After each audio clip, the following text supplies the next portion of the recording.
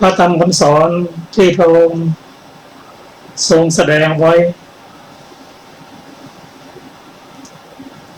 ตั้งแต่พระองค์ตรัสรู้จนถึงก่อนบรรลุนิพพานพระองค์ทรงแสดงพระธรรมตลอด45 พรรษา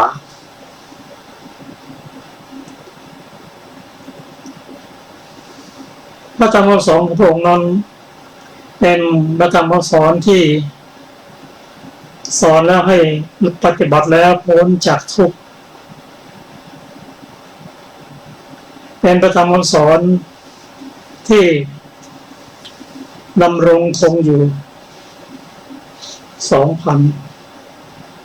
2,600 ปี และก็จะยืนยาวต่อไปอย่างน้อยก็ 5,000 ปี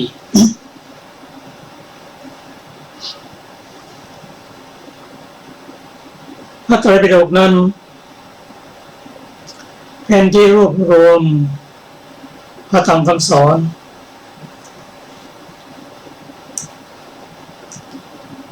ซึ่งการรวบรวมพระธรรมคำสอนนี้มีมาตั้งแต่ก่อน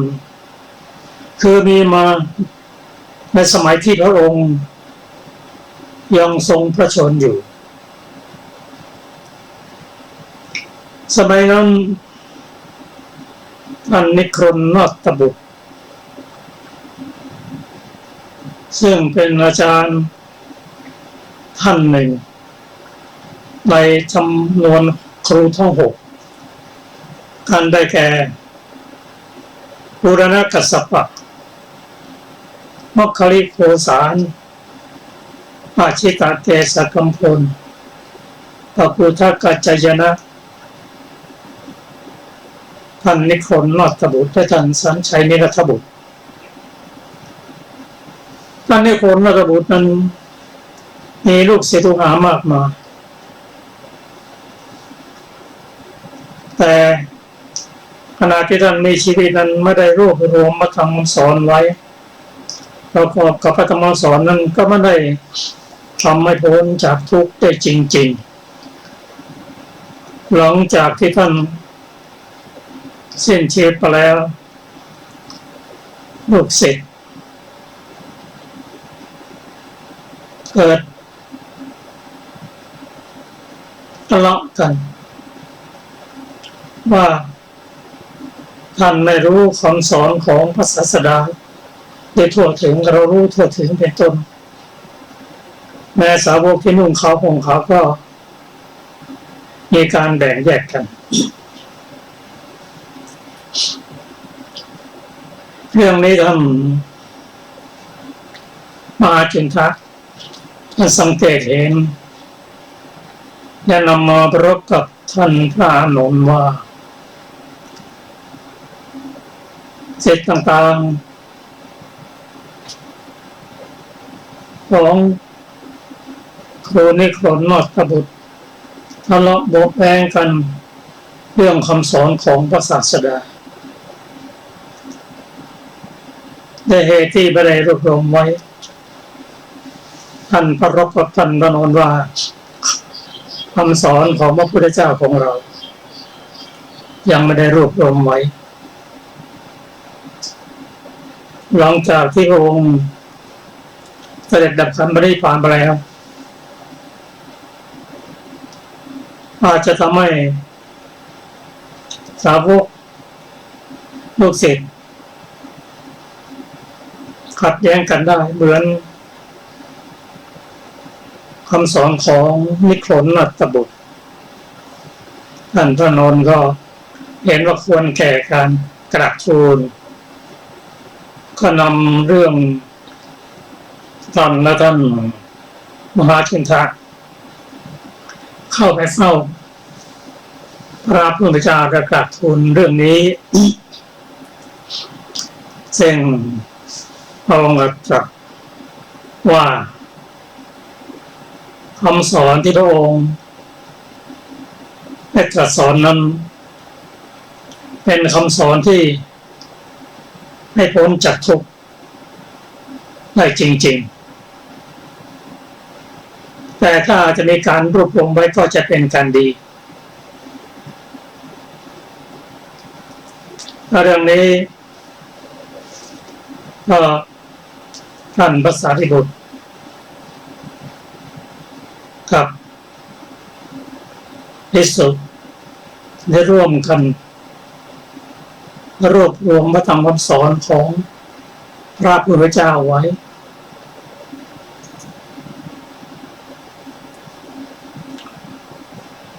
เรียกว่าสังคีติ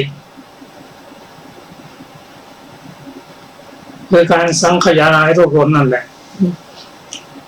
โดยจัดเป็นหมวดตั้งแต่หมวดหนึ่งจนถึงหมวด10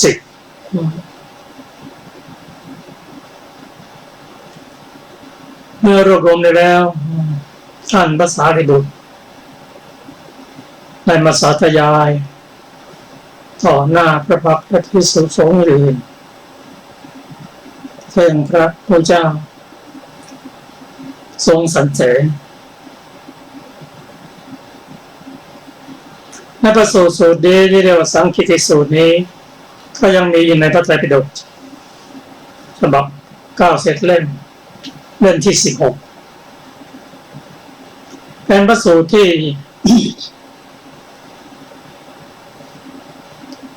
ท่านพระสารีบุตรได้รับมอบหมายให้จากพระพุทธเจ้าให้แสดงแก่ภิกษุ500 รูป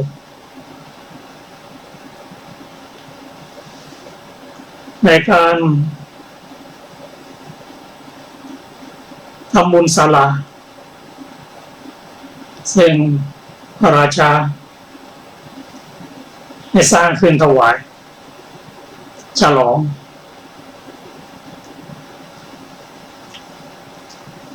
ในการฉลองธรรมศาลาครั้งนั้นองค์ทรงแสดงธรรมให้พระราชาให้มีความ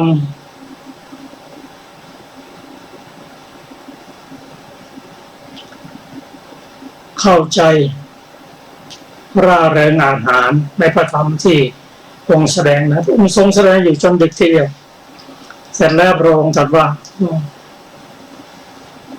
ราชาทั้งหลายได้เวลาพอสมควรแล้วก็ส่งพระราชานั้นกลับแต่ภิกษุที่นั่งอยู่นั้นเป็นผู้ที่ตื่นเป็นผู้ที่ควรแก่การรับฟังพระธรรมองค์มอบหมายให้ท่านสารีบุตรมาสารีบุตรเธอจงแสดงธรรมให้แก่ภิกษุนี้เถิดเราอยากจะพักผ่อนท่านพระสารีบุตรก็แสดงธรรมเรียกว่าสังคีติพอจบจากนั้นภิกษุ500ได้สำเร็จเป็นพระอรหันต์อันนี้ก็เป็นพระธรรมคำสอนที่ได้มีการรวบรวมไว้ในสมัยพุทธองค์ต่อมาหลังที่พระพุทธเจ้าได้เสด็จดับขันธ์ปรินิพพานไปแล้ว4 เดือนก็มีการสังคายนาหรือรวบรวมพระธรรมคำสอนทั้งหมดมีอยู่ 84,000 พระธรรมขันธ์รวบรวมลงในพระไตรปิฎกอันนี้เป็นพระวินัยพระสูตรพระอภิธรรมพระวินัยนั้นมีคำธรรมสอนอยู่ 21,000 พระสูตรก็ 21,000 ส่วนพระธรรมนั้นมีอยู่ 42,000 รวมเป็น 84,000 พระธรรมขันธ์การรวบรวมหรือสังคายนาครั้งที่ 1นั้นก็ปรารภพุทธอุทิคืนนักบวช ที่มีบทเมื่อแก่เขาได้ทำให้ท่านกัสสปะท่านสังเวชเพราะว่าคราวนั้นท่านเดินทางพร้อมด้วยภิกษุ500เพื่อจะมาเฝ้าพระผู้มีพระเจ้าเป็น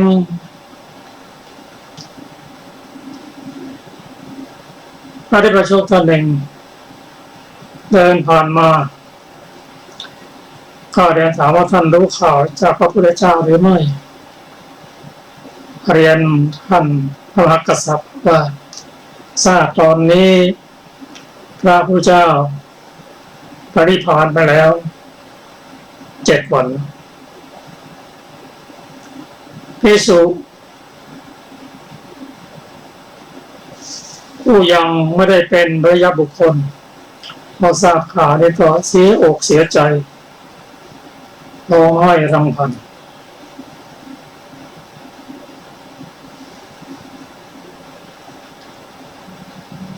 ส่วนวุฒิภิกษุนั้นภัททะวุฒินั้น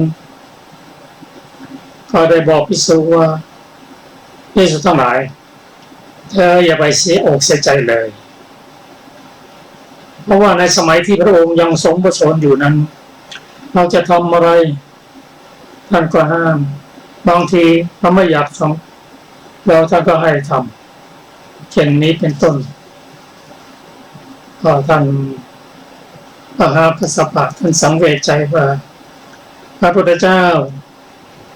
เสด็จดับขันธ์บริพารไปเพียง7 วันเท่านั้นก็ยังมีคนที่มีความนึกคิดอย่างนี้อยู่ต่อไปเบื้องหน้าพระธรรมคำสอนพุทธศาสนาจะคลอนแคลนท่านก็ปรารภกับภิกษุผู้เถระหลายกันว่าควรจะรวบรวมพระธรรมคำสอนให้เป็นหมวดเป็นหมู่ไว้หลังจากนั้น ในวันเพ็ญเดือน10ก็มีการสังคายนาครั้งที่1เกิดขึ้น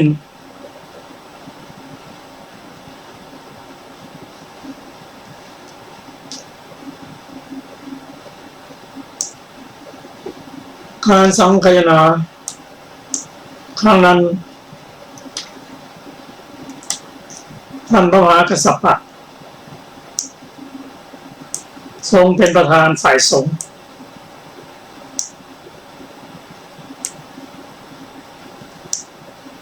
ส่วนพระเจ้าอาชาติศัตรูนั้นเป็นประธานฝ่ายฆราวาสก็ใช้สถานที่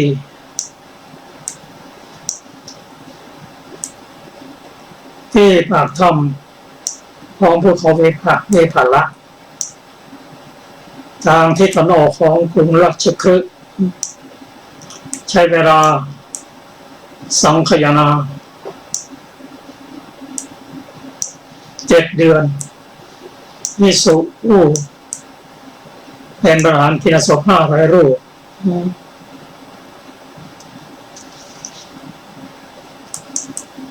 การสังคายนาเพราะนั้นท่านพระอุบาลีเป็นผู้สังคายนาทางด้านวินัยส่วนพระสูตรและพิธรรมนั้นท่านพระอานนท์ก็การสังคายนานั้นก็แยกเป็น3 ปิฎก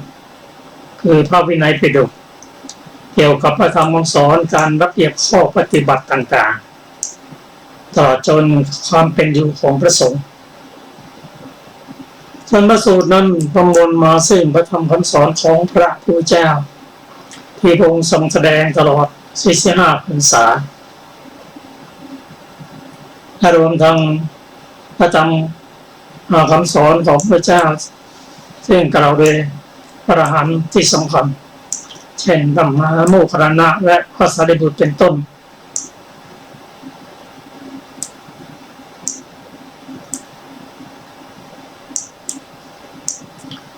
ระสูตรนี้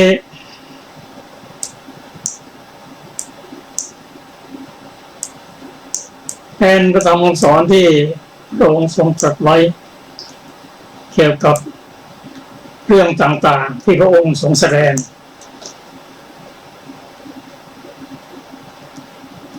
และเป็นพระธรรมคำสอนที่เกี่ยวข้องกับบุคคลสถานที่เวลาส่วนพระพิธรรมนั้น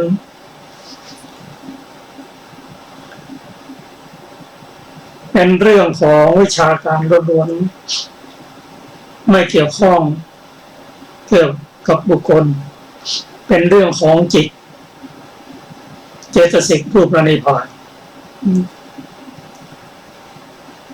ข้อพระธรรมคำสอนของพระองค์นั้นพระวินัยปิฎกเป็นเสมือนข้อปฏิบัติ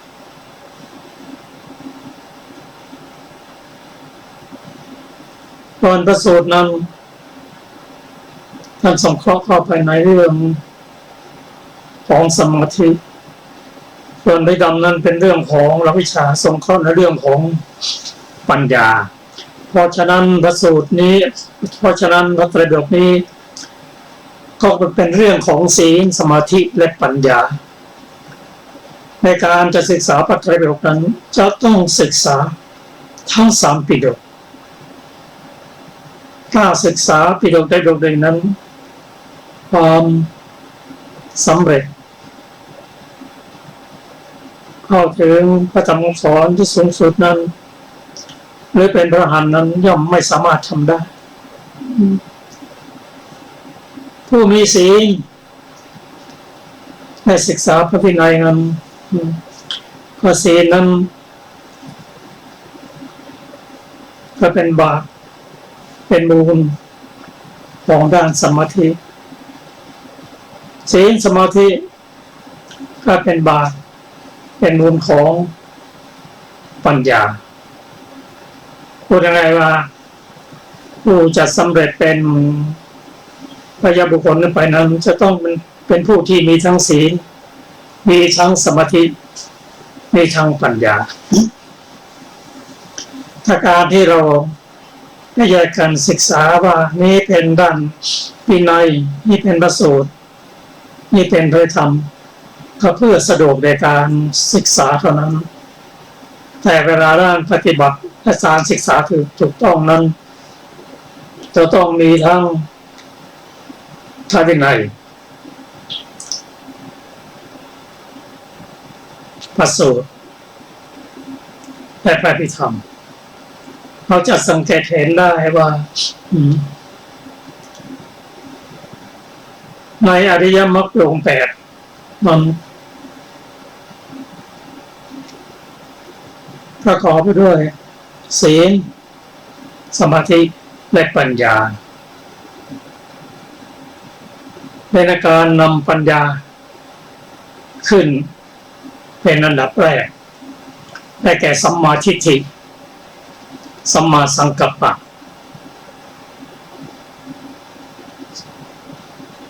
ส่วนสมาธินั้นก็ได้แก่สัมมาวายามะสัมมาสติและสัมมาสมาธิศีลนั้นได้แก่สัมมาวาจาสัมมากัมมันตะและสัมมาอาชีวะก็ศีลสมาธิปัญญานี่คำสอนของพระองค์ที่มีการรวบรวมหรือสังคายนาในครั้งที่หนึ่งนั้นเป็นการรวบรวมที่สมบูรณ์ที่สุดถูกตรงที่สุดสมบูรณ์ที่สุดเป็นบรรทัดฐานที่จะใช้อ้างอิงไปสอบสวนจากการสังคายนาครั้งต่อมาเพราะฉะนั้นการสังคายนาครั้งต่อมานั้นก็เป็นเพียงรักษาพระธรรมคำสอนที่ได้สังคายนาในครั้งแรกนั่นเองเพราะคำสอนพระองค์นั้นถูกตรงถูกต้องไม่สั้นไม่ยาวไม่ต้องไปแก้ไข การสังคายนาครั้งต่อมาเป็นเพียงรักษาที่ได้มีการรวบรวมในครั้งแรกท่านเองต่อมานั้นพระไตรปิฎกก็ได้มีการบันทึกลงเป็นภาษาต่างๆทั่วโลกแต่การที่ได้บันทึกลงเป็นภาษาต่างๆนั้นถ้าเขาสงสัยว่าจะถูกตรงหรือไม่ก็อาศัยพระธรรมสอนในพระไตรปิฎกฉบับบาลีนั่นเองซึ่งเป็นเสมือนธรรมนูญเป็นที่อ้างอิง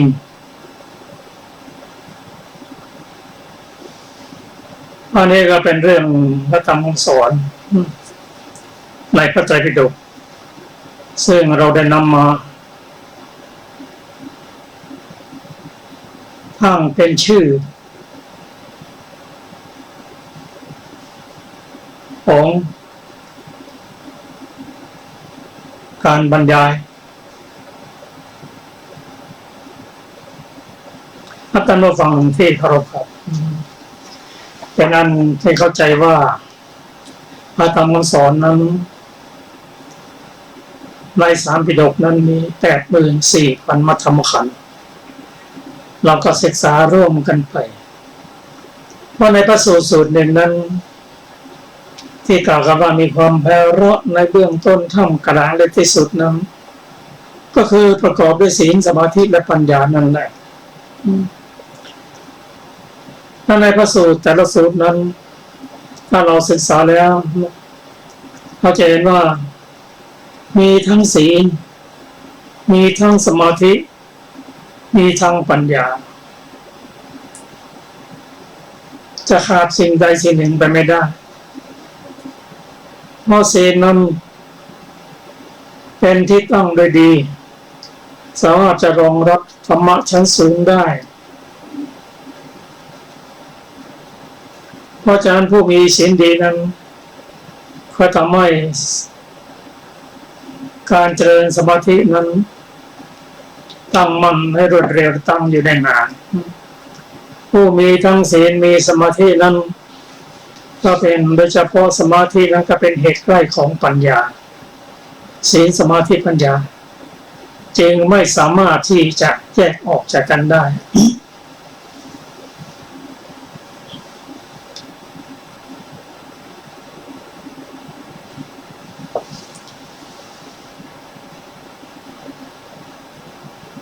ในพระวินัย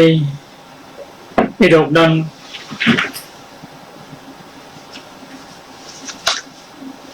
ก็เป็นเรื่องที่เราจะต้องศึกษาเพราะพระวินัยปิฎกนั้นประมวลพุทธพจน์พุทธบัญญัติเกี่ยวกับความประพฤติความเป็นอยู่ทั้งขนบธรรมเนียมการดำเนินกิจการต่างๆซึ่งแบ่งออกเป็น5 คัมภีร์เรียกว่าอาปามจุปปะหรือมหาวิภังค์ภิกษุณวิภังค์มหาวัคตุนวัคและปริวารส่วนพระสูตรนั้นเป็นพระธรรมคำสอนที่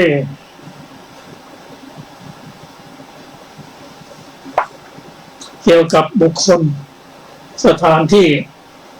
ในเวลาเป็นท้องเรื่องแบ่งออกเป็นนิกายใน5 นิกายคือทีฆนิกายเป็นพระสูตรขนาดยาวมัชฌิมนิกายเป็นพระสูตรขนาดกลางสังยุตตนิกายเป็นพระสูตรเกี่ยวกับหัวเรื่องเดียวกัน ส่วนองค์พุทธกายนั้นจัดเป็นหมวดตามหัวข้อพุทธนิกายชุมนุมพระสูตรภาษิตและคำอธิบายในเรื่องราวเบ็ดตะเล็ดซึ่งวันนี้เราก็ได้นำพระสูตรในพุทธนิกายมาศึกษากัน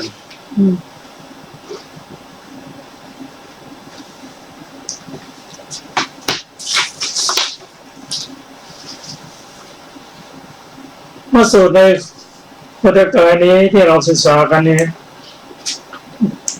มีอยู่ในพระไตรปิฎกเล่มที่39ซึ่งเป็นเรื่อง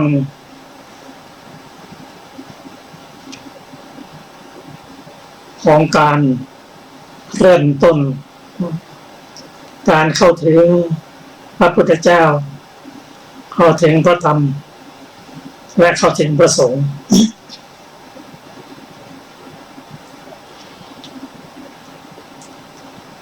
เป็นการมอบกายถวายชีวิตแก่อุโบสถผู้เกิดศรัทธา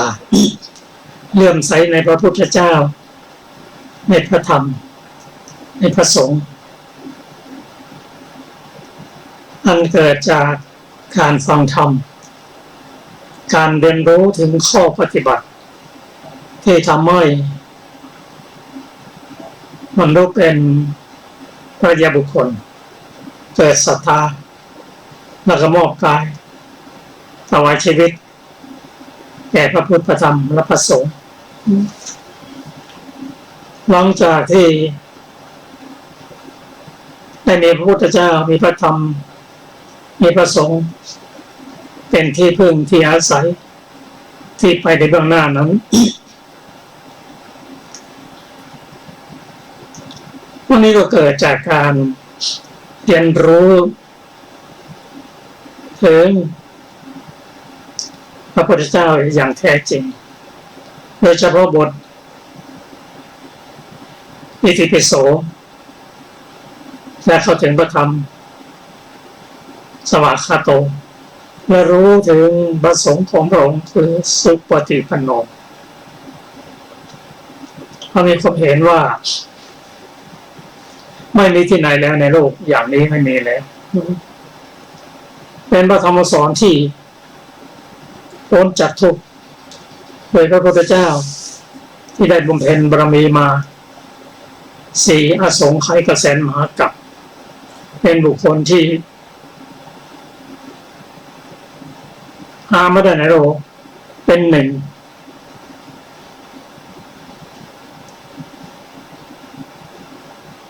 ในการอุบัติขึ้นมาแต่ละครั้งนั้นพระพุทธเจ้ามีองค์เดียวเท่านั้นไม่สามารถที่จะมีหลายพระองค์องค์เป็นเอกบุรุษเมื่อเราได้ศึกษาชีวประวัติของพระองค์แล้วพุทธประวัติแล้ว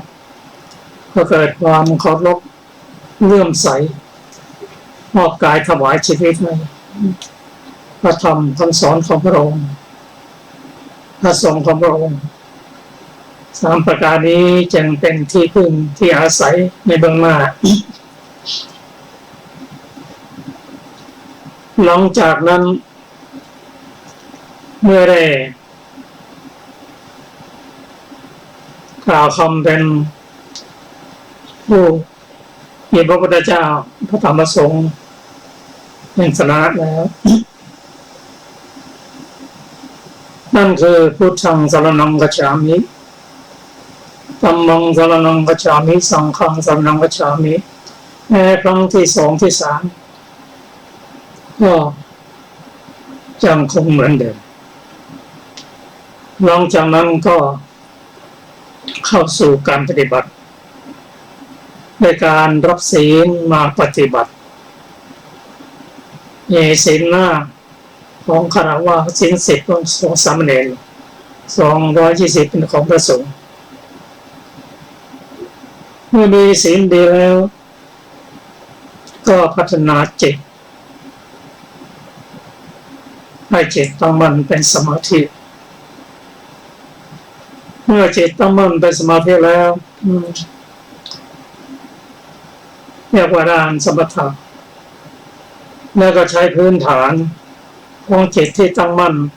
พร้อมด้วยสตินั้นเจริญวิปัสสนา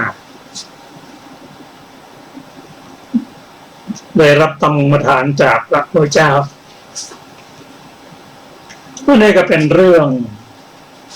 ที่เราได้ศึกษากันมาโดยเฉพาะกรรมฐานที่เกี่ยวกับ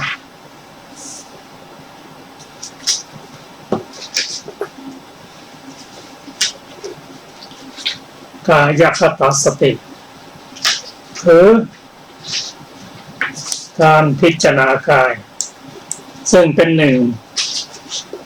ของขยาซึ่ง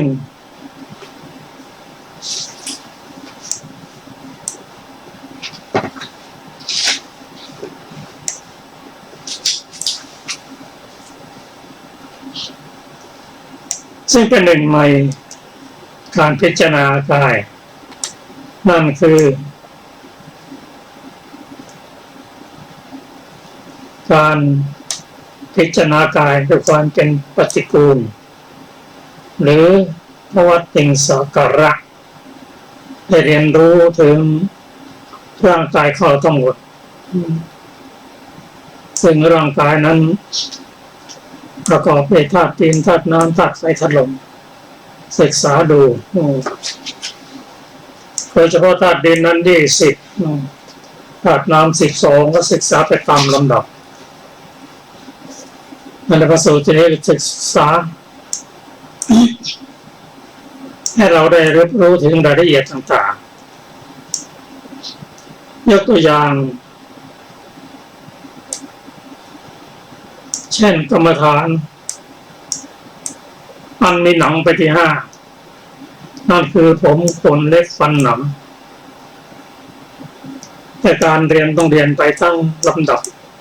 ซึ่งมี32ประการด้วยกันเรียนรู้ว่าเขาคืออะไรตั้งอยู่ที่ไหนส่วนเบื้องสูงหรือส่วนเบื้องต่ำมีชีพหรือมีชีวะหรือไม่ก็ทำให้รู้ว่าอวัยวะต่างๆนั้น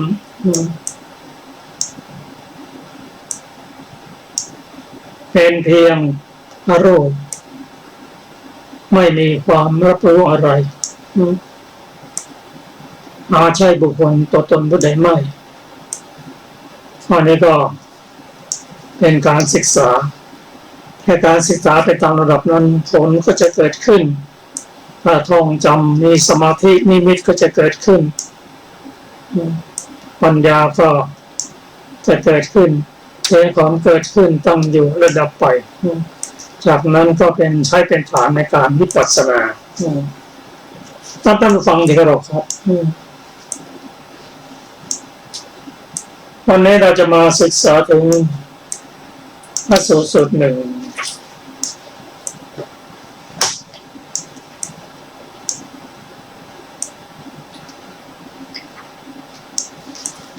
ซึ่งพระสูตรนี้กล่าวถึงปัญหาของสมณเณรในกุจกปาฐะซึ่งปัญหานี้ก็น่าสนใจเพราะว่าไปก็เหมือนสังคีติ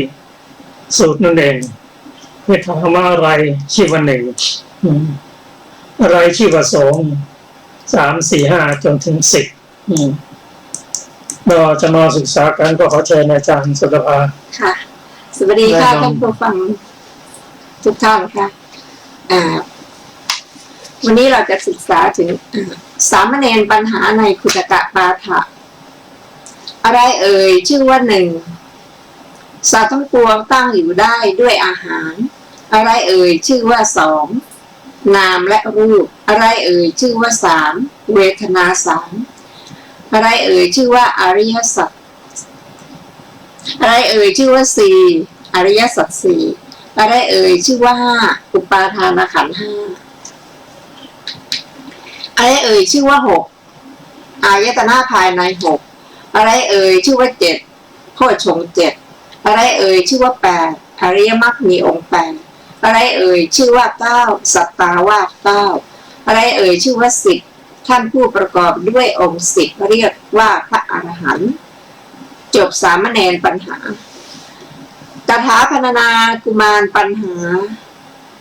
อัตถุปปัตถิเหตุเกิดเรื่องบัดนี้ถึงลำดับพรรณนาความของกุมารปัญหาหรือสามเณรปัญหาเป็นต้นอย่างนี้ว่าอะไรเอ่ยชื่อว่าหนึ่งข้าพเจ้าจักกล่าวเหตุเกิดเรื่องของกุมารปัญหาเหล่านั้นและประโยชน์แห่งการวางบทตั้งในที่นี้แล้วจึงจักทำการพรรณนาความจะกล่าวเหตุเกิดเรื่องของกุมารปัญหาเหล่านั้นก่อนชื่อว่าโสปากะเป็นพระมหาสาวกของพระผู้มีพระภาคเจ้าท่านโสปากะนั้นสำเร็จพระอรหันต์เมื่ออายุได้7 ขวบโดยกำเนิดพระผู้มีพระภาคเจ้า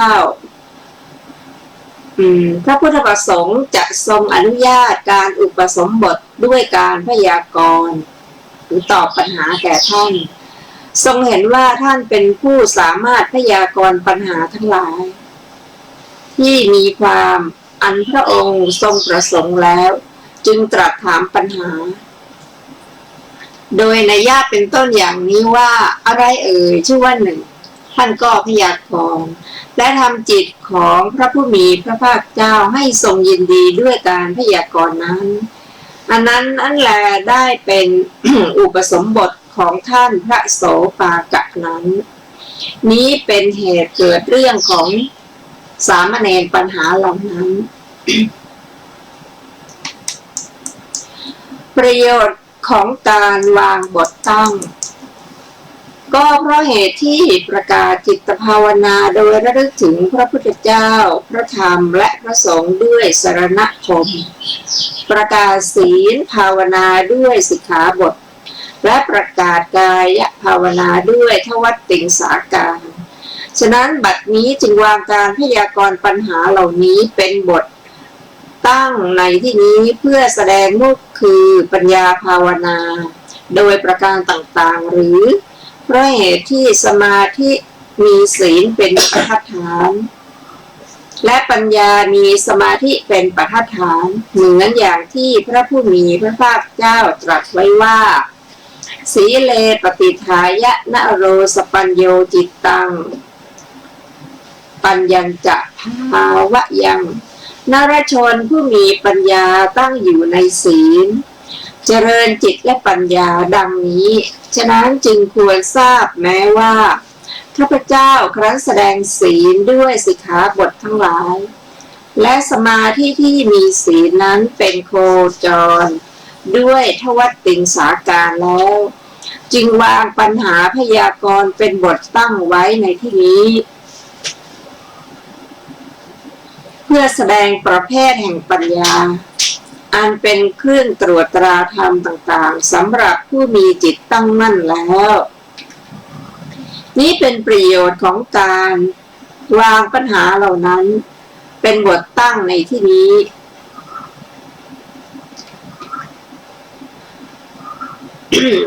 เรื่องที่เล่านี้นะคะจะอยู่ในพระไตรปิฎกหน้าที่98นะคะเล่มที่39พรรณนาปัญหาว่าอะไรเอ่ยชื่อว่าหนึ่งบัดนี้จะพรรณนาความของปัญหาเหล่านั้นภิกษุเมื่อเบื่อหน่ายโดยชอบในธรรมอย่างใดอย่างหนึ่งย่อมทำที่สุดทุกข์ได้โดยลำดับอันหนึ่งท่านพระโสปากะนี้เมื่อหน่ายในธรรมอย่างใดอย่างหนึ่งอันใดได้ทำที่สุดทุกข์แล้วพระผู้มีพระภาคเจ้าทรงหมายถึงธรรมนั้นจึงตรัสถามปัญหาว่าอะไรเอ่ยชื่อว่าหนึ่งพระเถระทูลตอบด้วยเทศนาเป็นปุคลาธิฐานว่าส ตว์ทั้งปวงตั้งอยู่ได้ด้วยอาหารในข้อนี้พระสูตรทั้งหลายเป็นต้นอย่างนี้ว่าดูก่อนภิกษุทั้งหลาย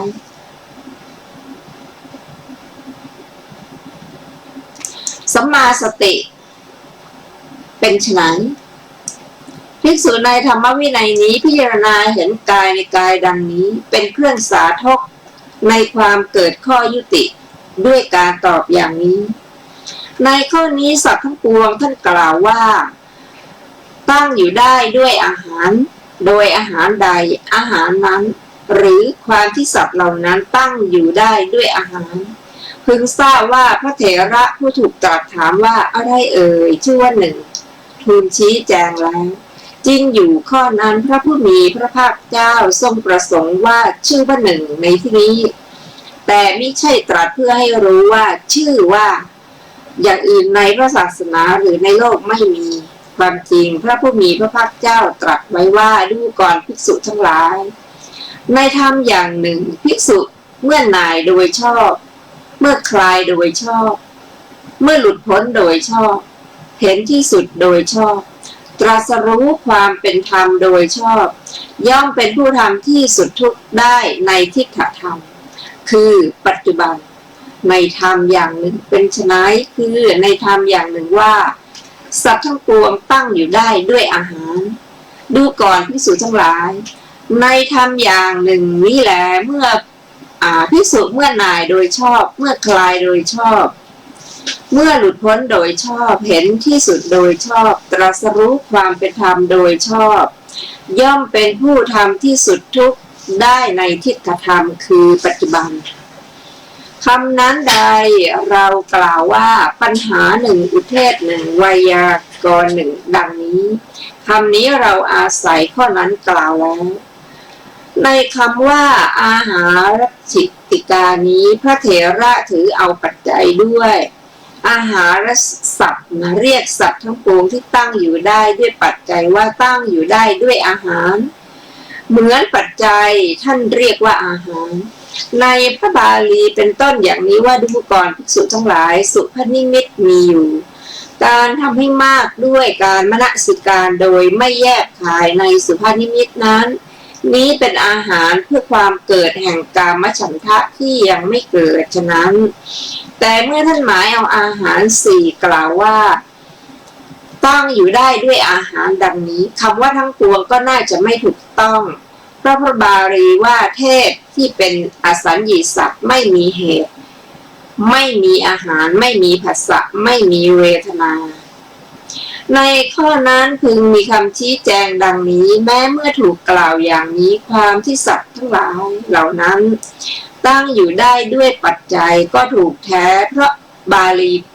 พระบาลีว่าธรรมเหล่าไหนมีปัจจัย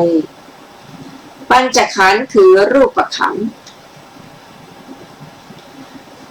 จนถึงวิญญาณขันธ์แต่ความที่สัตว์ทั้งหลายตั้งอยู่ได้ด้วยปัจจัย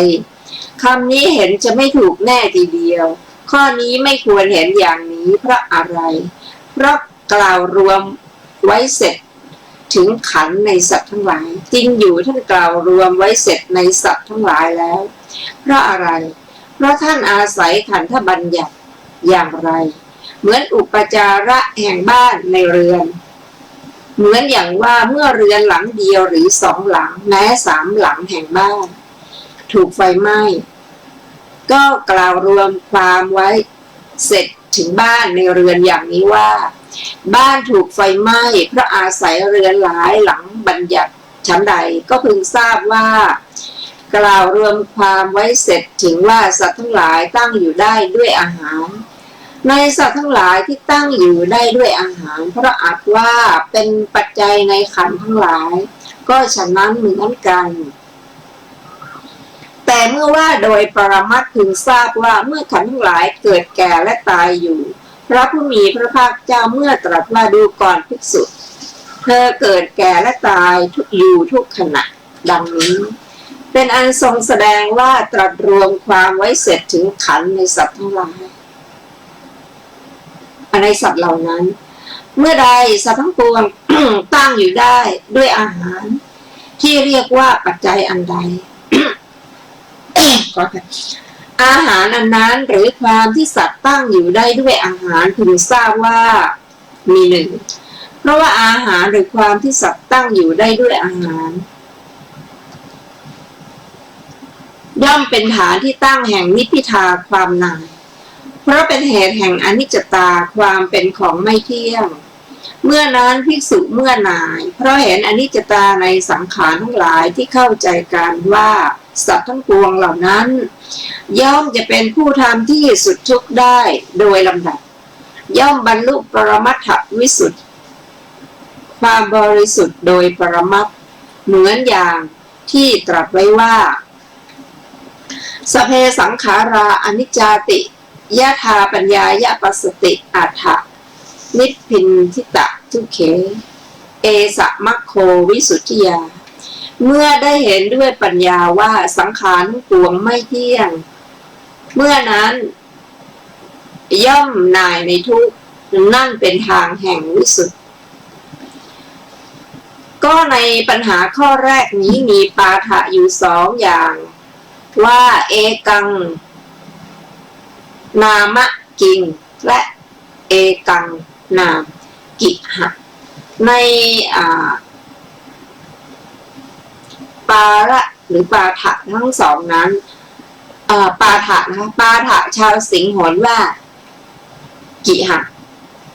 ด้วยว่าชาวสิงหนเหล่านั้นแทนที่จะกล่าวว่าจริงก็กล่าวเสียว่ากิหะอาจารย์ชาวสิงหนบางพวกกล่าวว่าคำว่าหะเป็นนิบาตปาฐะแม้ของพวกที่ถือลัทธิฝ่ายเถรวาทก็อย่างนี้เหมือนกันแต่ทั้งสองปาฐะความก็อย่างเดียวกันชอบใจอย่างใดก็พึงสวดพึงกล่าวอย่างนั้นเหมือนอย่างว่าบางแห่งก็กล่าวว่าทุกขังและบางแห่งก็กล่าวว่าทุกขังในบาลีทั้งหลายเป็นต้นอย่างนี้ว่าสุเขนะพุทโธอัฏฐวาทุเขนะทุกขะโทมนัสสังปฏิสังเวเทติฉันใดบางแห่งก็ว่าเอกังบางแห่งก็ว่าเอกกังก็ฉันนั้นแต่ในที่นี้ปาฐะนี้อย่างเดียวว่าเอกังนามะพรรณนาปัญหาว่าอะไรเอ่ยชื่อว่าสองพระศาสดาผู้มีจิตอันพระเถระทำให้ทรงยินดีด้วยการพยากรณ์นี้อย่างนี้แล้วจึงตรัสถามหายิ่งในรูปเหมือนในแรกว่าอะไรเอ่ยชื่อว่าสองพระเถระกล่าวซ้ำว่าทเวสอง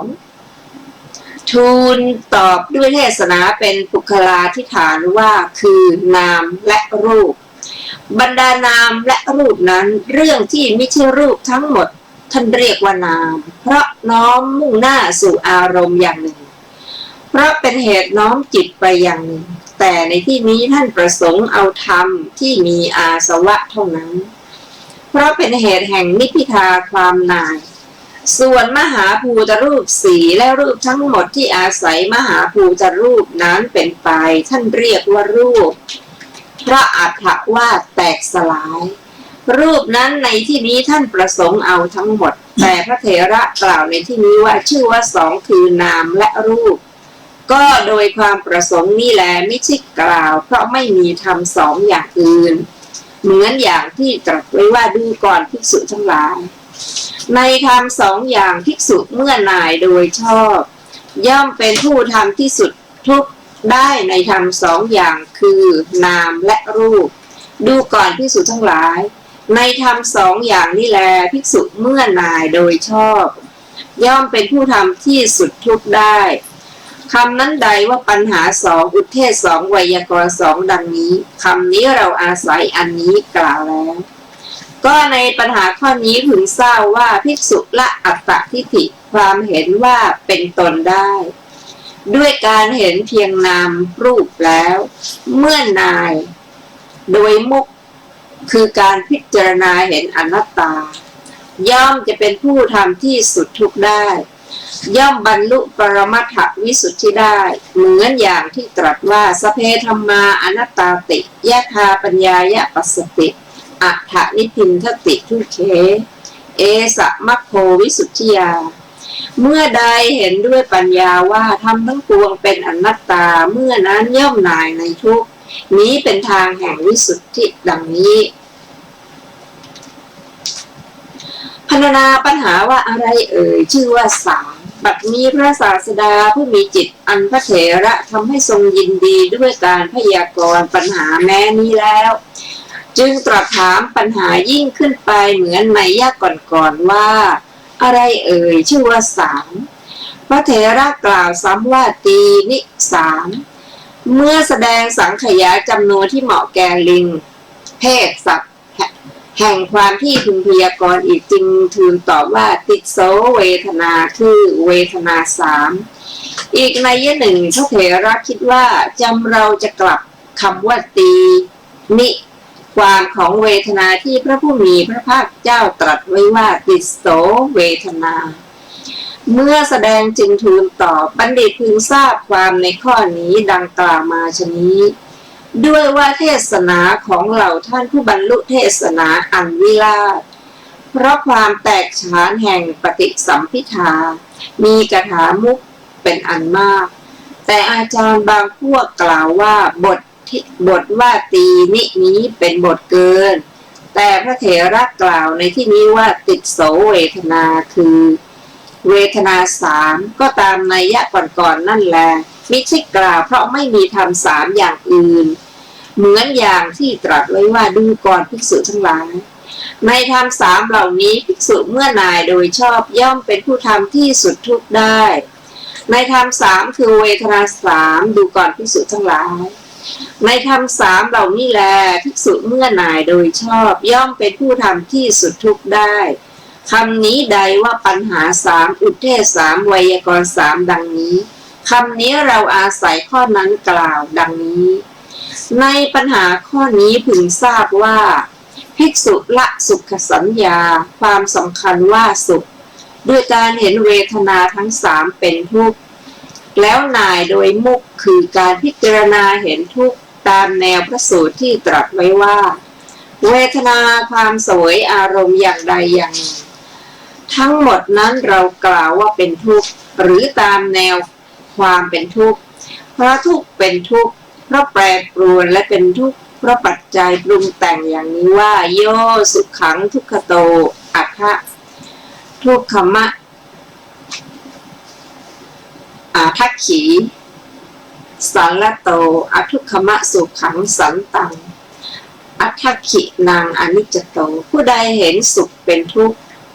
เห็นทุกข์เป็นดังลูกศรเห็นอทุกขมะสุขะมีอยู่ผู้นั้นชื่อว่าเห็นเวทนานั้นเป็นของไม่เที่ยงดังนี้ย่อมจะเป็นผู้ทำที่สุดทุกข์ได้ย่อมบรรลุปรมัตถวิสุทธิได้เหมือนอย่างที่ตรัสไว้ว่าสเพสังขาราทุกขาติยถาปัญญายะปัสสติอัฏฐนิพินทติทุกขเตเอสะมัคโควิสุทธิยาเมื่อใดเห็นด้วยปัญญาว่าสังขารทั้งปวงไม่เที่ยงเมื่อนั้นย่อมหน่ายในทุกข์นั่นเป็นทางแห่งวิสุทธิทั้งหลายต่อไปเป็นพรรณนาปัญหาว่าอะไรเอ่ยชื่อว่าสี่พระศาสดาผู้มีจิตอันพระเถระทำให้ทรงยินดีด้วยการพยากรณ์ปัญหาแม้อย่างนี้แล้วจึงตรัสถามปัญหายิ่งขึ้นไปเหมือนในยะก่อนๆว่าอะไรเอ่ยชื่อว่าสี่ในปัญหาข้อนี้ในฝ่ายพยากรณ์ปัญหานี้บางแห่งท่านประสงค์เอาอาหารสี่ตามนัยยะก่อนๆเหมือนอย่างตรัสไว้ว่าดูก่อนภิกษุทั้งหลายในธรรมสี่ภิกษุเมื่อหน่ายเป็นผู้ทำที่สุดทุกข์ได้ในธรรมสี่คืออาหารสี่ดูก่อนภิกษุทั้งหลายในธรรมเหล่านี้แลภิกษุเมื่อหน่ายโดยชอบเป็นผู้ทำที่สุดทุกข์ได้คำนั้นใดว่าปัญหาสี่อุเทศสี่ไวยากรณ์สี่ดังนี้คำนี้เราอาศัยข้อนั้นกล่าวแล้วดังนี้บางแห่งภิกษุผู้มีจิตอบรมดีแล้วในคุณธรรมเหล่าใดย่อมเป็นผู้ทำที่สุดทุกข์ได้โดยลำดับคุณธรรมเหล่านั้นก็คือสติปัฏฐานสี่เหมือนอย่างพระกัจฉังคลาภิกษุณีกล่าวไว้ว่าผู้มีอายุในธรรมสี่ภิกษุมีจิตอบรมดีแล้วโดยชอบ เห็นที่สุดโดยชอบตรัสรู้ความเป็นธรรมโดยชอบย่อมเป็นผู้ทำที่สุดทุกข์ได้ในปัจจุบันในธรรมสี่คือสติปัฏฐานสี่ผู้มีอายุในธรรมสี่เหล่านี้แลภิกษุมีจิตอบรมดีแล้วโดยชอบย่อมเป็นผู้ทำที่สุดทุกข์ได้คำนั้นใดพระผู้มีพระภาคเจ้าตรัสไว้ว่าปัญหาสี่อุเทศสี่ไวยากรณ์สี่คำนี้ดิฉันอาศัยข้อนั้นกล่าวแล้วดังนี้แต่ในที่นี้ การ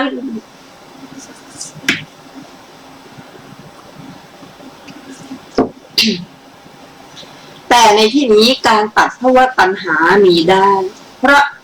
ตรัสรู้ตามและแทงตลอดอริยสัจสี่เหล่าใดเพราะเหตุที่อริยสัจสี่เหล่านั้นท่านประสงค์เอาแล้วหรือเพราะเหตุที่ปัญหากรรมที่ท่านพยากรณ์ด้วยปริยายนี้เป็นอันพยากรณ์ดี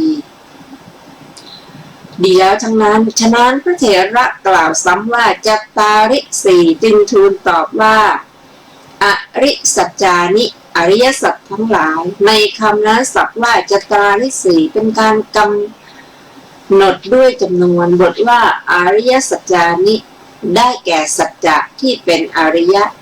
อธิบายว่าไม่ผิดไม่คลาดเคลื่อนเหมือนอย่างที่ตรัสไว้ว่าดูก่อนภิกษุทั้งหลายอริยสัจสี่เหล่านี้แลเป็นของแท้ไม่ผิดไม่แปลเป็นอื่นเพราะฉะนั้นท่านจึงเรียกว่าอริยสัจอีกอย่างหนึ่งเพราะเหตุใดท่านอธิบายไว้ว่า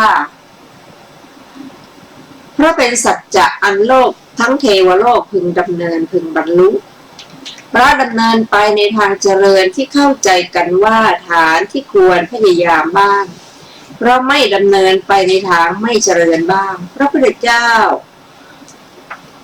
ครูปัจเจกพุทธเจ้าและพระพุทธสาวกทั้งหลายที่รับรู้กันว่าเป็นพระอริยะเพราะประกอบพร้อมด้วยอริยธรรมคือโพธิปัจจยธรรม37ประการย่อมแทงตลอดอริยสัจเหล่านี้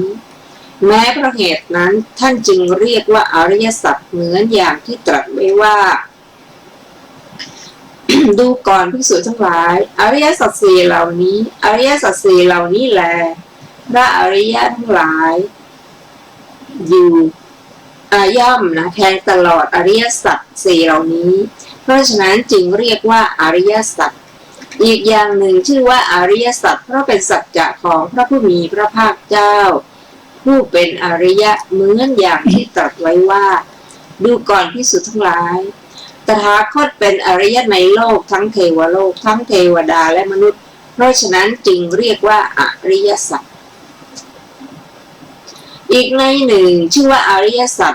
แม้เพราะทำให้สำเร็จความเป็นอริยะเพราะอริยสัจเหล่านั้นทรงรู้ยิ่งด้วยพระองค์เองแล้วเหมือนอย่างที่ตรัสไว้ว่าดูก่อนภิกษุทั้งหลายเพราะอริยสัจสี่นี้เหล่านี้แลตถาคตตรัสรู้ยิ่งเองตามเป็นจริงตถาคตจึงถูกเรียกว่าพระอรหันตสัมมาสัมพุทธเจ้าความแห่งบทแห่งอริยสัจเหล่านั้นมีดังนี้ความตัดขาดเพราะว่าตัณหาย่อมมีได้เพราะความตรัสรู้ตามและแทงตลอดอริยสัจเหล่านั้นเหมือนอย่างที่ตรัสไว้ว่าดูก่อนภิกษุทั้งหลายทุกขอริยสัจนี้นั้นอันเราตถาคตตรัสรู้แล้วแทงตลอดแล้วทุกขานิโรธคามินีปฏิปทาอริยสัจอันเราตถาคตตรัสรู้แล้วแทงตลอดแล้วเพราะว่าตัณหาเราตถาคตก็ถอนได้แล้วตัณหาที่นำไปในภพก็สิ้นแล้วบัดนี้การเกิดอีกไม่มีกันละดังนี้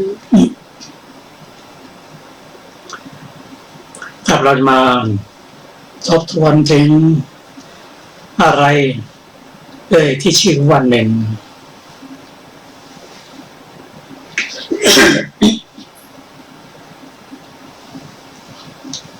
ครับท่านผู้ฟังที่เคารพครับดังที่ผมได้เรียนทราบว่าปัญหาต่างๆที่เริ่มตั้งแต่1จนถึง10นั้น เป็นปัญหาในทางพุทธศาสนาที่ในพระสูตรนี้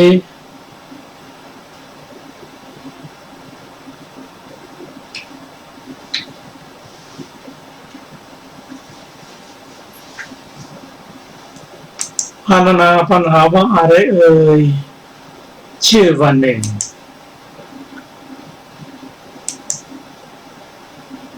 การพรรณนาความของปัญหาเหล่านั้นอิสุเมื่อนายโดยชอบในธรรมอย่างใดอย่างหนึ่งย่อมทำที่สุดแห่งทุกข์ได้โดยลำดับอันหนึ่งท่าน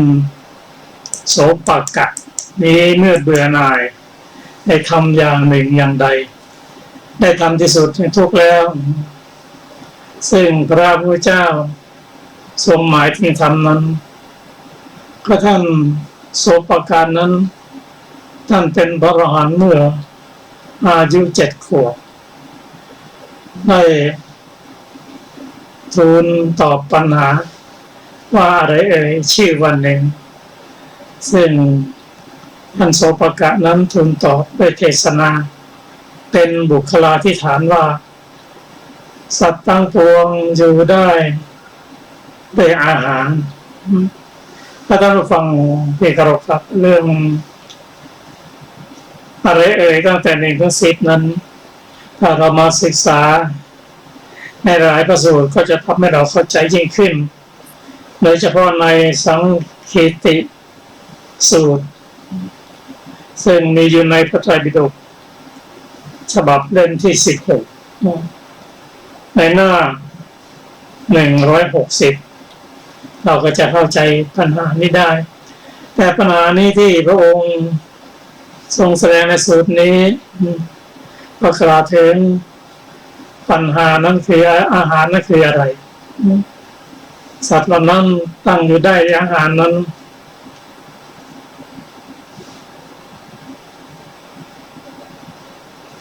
คำว่าหนึ่งนั้นก็คืออาหารอาหารนั้นแปลว่าอะไร เพราะว่าในโพธิปักขีธรรม37ก็กล่าวไว้ว่า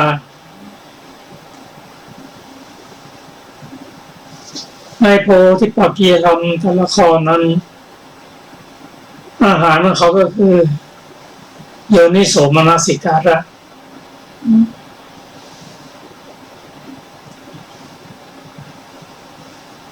อาหารนั้นไปว่าอะไรถ้าตาไม่เข้าใจง่ายนี่เพียงแต่นำมาซึ่งเช่น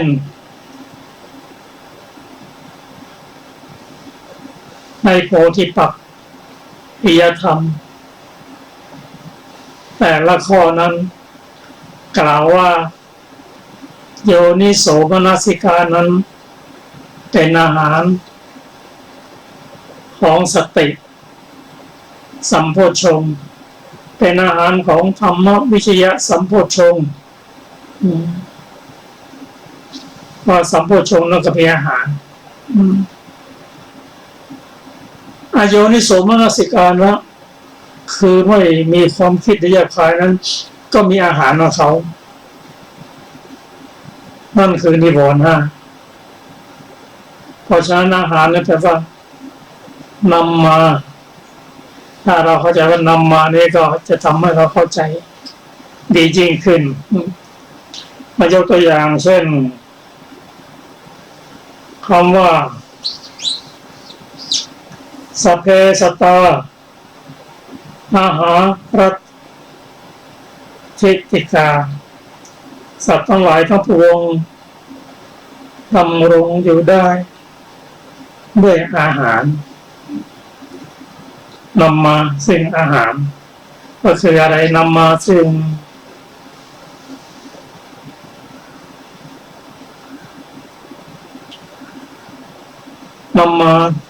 เป็นอาหารของส่วนนั้น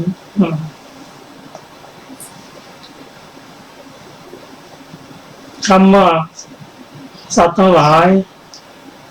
ดำรงอยู่ได้ด้วยอาหารเราก็จะเห็นว่าอาหารของสัตว์ทั้งปวงนั้น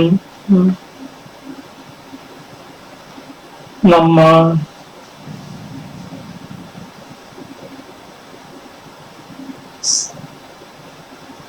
ซึ่งสิ่งเข้าไปบำรุงในร่างกาย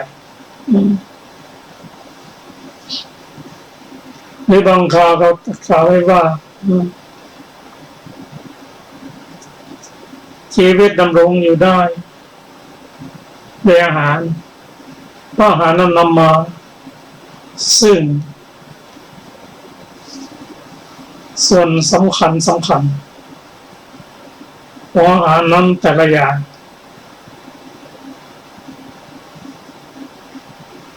เป็นอาหารส่วนใดส่วนหนึ่งนั้น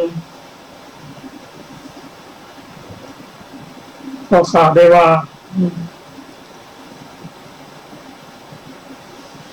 ถ้าจะเข้าใจง่ายก็ยกอาหาร4มาให้มาศึกษากัน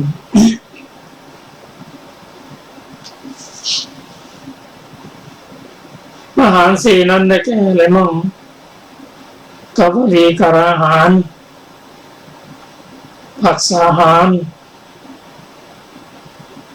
มโนสัญเจตนาหารและวิญญาณอาหาร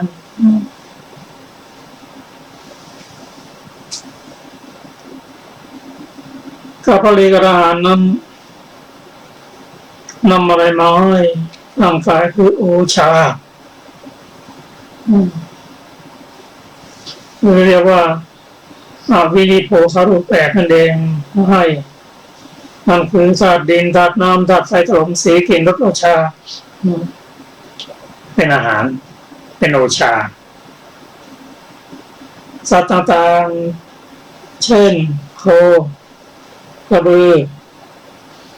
หญ้านั้นที่เขาเคี้ยวกินนั้นก็เป็นอาหารของเขาอยู่ได้เพราะหญ้าเพราะอาหารหรือน้ำก็นำมา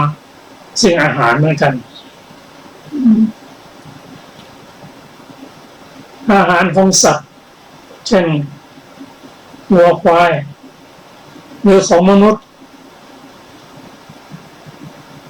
ที่เหมือนกันก็คือเมื่อย่อยเสร็จเรียบร้อยก็คือเป็นวิโภคานุวินิโภคารูป8เหมือนกันแต่ต่างกันโดยอาหารที่ยังเป็นหญ้าหรืออาหารที่อยู่ในจานดูแตกต่างกันแต่จริงๆแล้วย่อยลงในที่สุดก็คือสีกลิ่นรสโอชาธาตุดินธาตุน้ำธาตุไฟถล่มเหมือนกันแต่องค์ประกอบที่ให้ค่าของอาหารนั้นอาจจะแตกต่างกันแต่ส่วนผสมนั้นเหมือนกันหมดเพราะฉะนั้นวัวควายก็อยู่ได้เพราะหญ้าคนก็อยู่ได้เพราะอาหารทีนี้มาพูดถึงอาหารอย่างผัสสะอาหารผัสสะอาหารนี่ก็นำมาซึ่งเวทนาก็เป็นอาหารผัสสะก็เป็นผัสสะอาหาร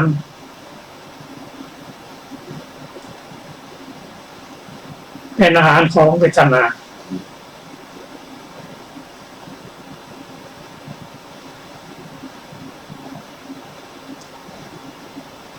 หรืออาหารอื่น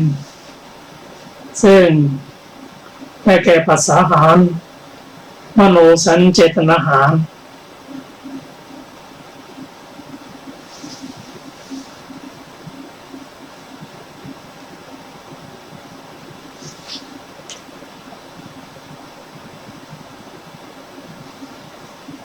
นำมาซึ่งวิญญาณอาหารเนี่ยนำมาซึ่งรูปซึ่งนามก็แปลว่านำมาซึ่งกันและกันก็จะทำให้เราเข้าใจยิ่งขึ้นแต่อย่างไรก็ตามว่าสัตว์ทั้งปวงดำรงอยู่ในอาหารนั้นถ้าขาดอาหารเมื่อไหร่ ในระยะใดแรกหนึ่งเช่นมนุษย์นั้นถ้าขาดอาหารตั้งแต่7 วันขึ้นไปก็ไม่สามารถที่จะดำรงอยู่ได้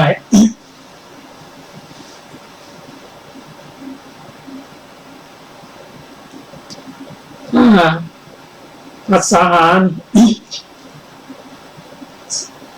ซึ่งนำมาซึ่งเวทนาถ้าไม่มีภาษาเวทนาก็อยู่ไม่ได้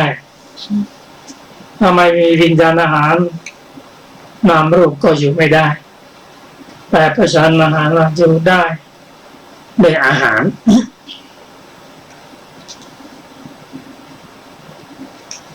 นี่อาหารที่2นั้นนะที่ประกอบไป2นั้นได้แก่อะไรอาหารที่ชื่อว่า2นั้น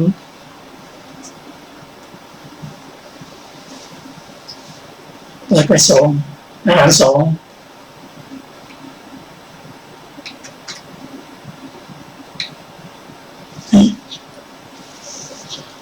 อาหาร2ได้แก่นามกับรูป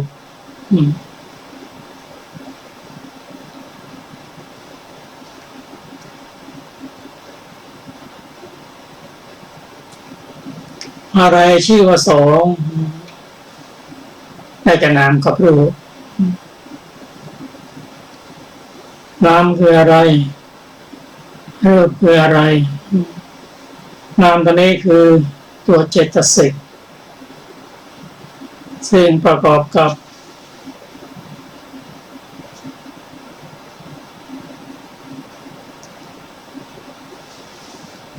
วิปากจิต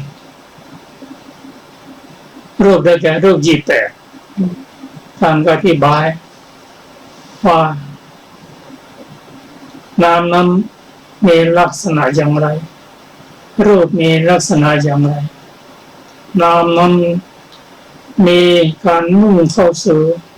อารมณ์เป็นลักษณะ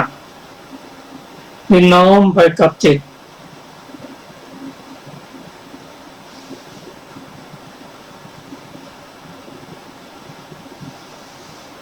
เป็นกิจมีการไม่แยกออกจากจิตเป็นผลมีวิญญาณเป็นเหตุใกล้รูปได้แก่รูป28เป็นต้นมาซึ่งรายละเอียดนั้นมอง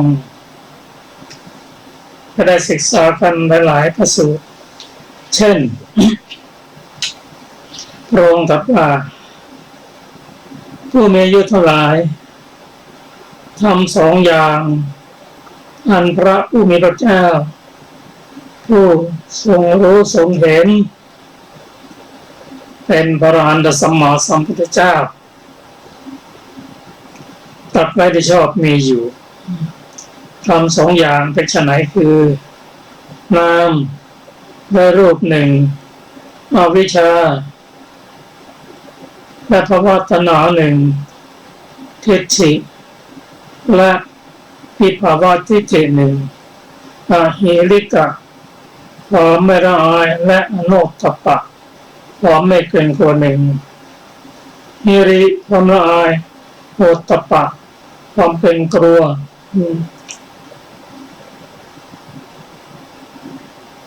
โทวัจจสตาความเป็นผู้ว่ายากและปาปมิตตาความเป็นผู้มีมิจฉาโสวัจจสตาความเป็นผู้ง่ายและกัญญาณมิตตาความเป็นผู้มีมิตรดีวันนี้ก็คู่กับโทวัจจสตาและโสวัจจสตา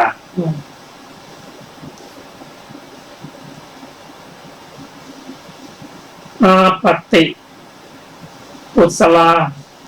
ความเป็นผู้ฉลาดไม่อาบัติและอาปติวุฒานะกุศลาความเป็นผู้ฉลาดในการออกจากอาบัติ1สมาปฏิกุศลา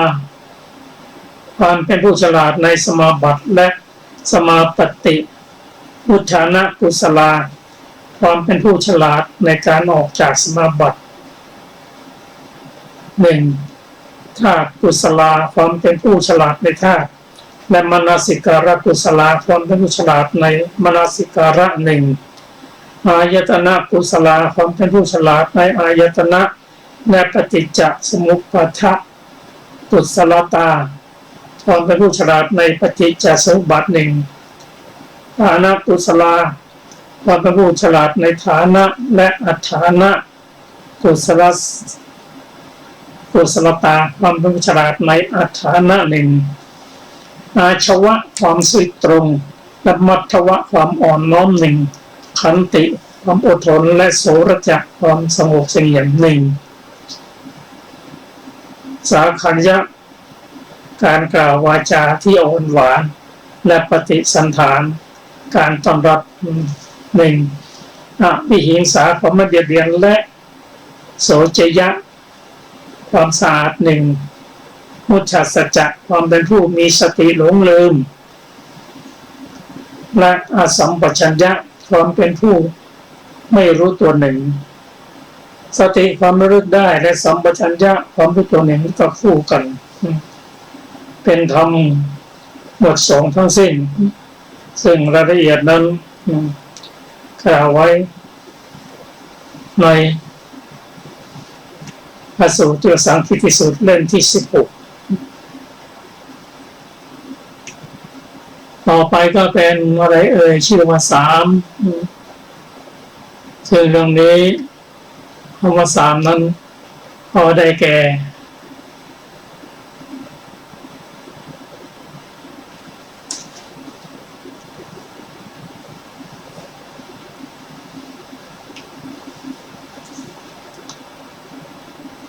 ปฏิสัมภิทานี่เป็นสี่น่าจะเป็นสี่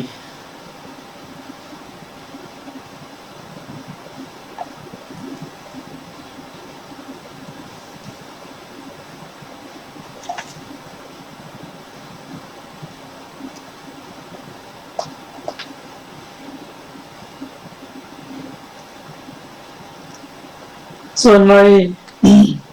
สังคิติเรื่องที่ทรงบวชหมวดสามนั้น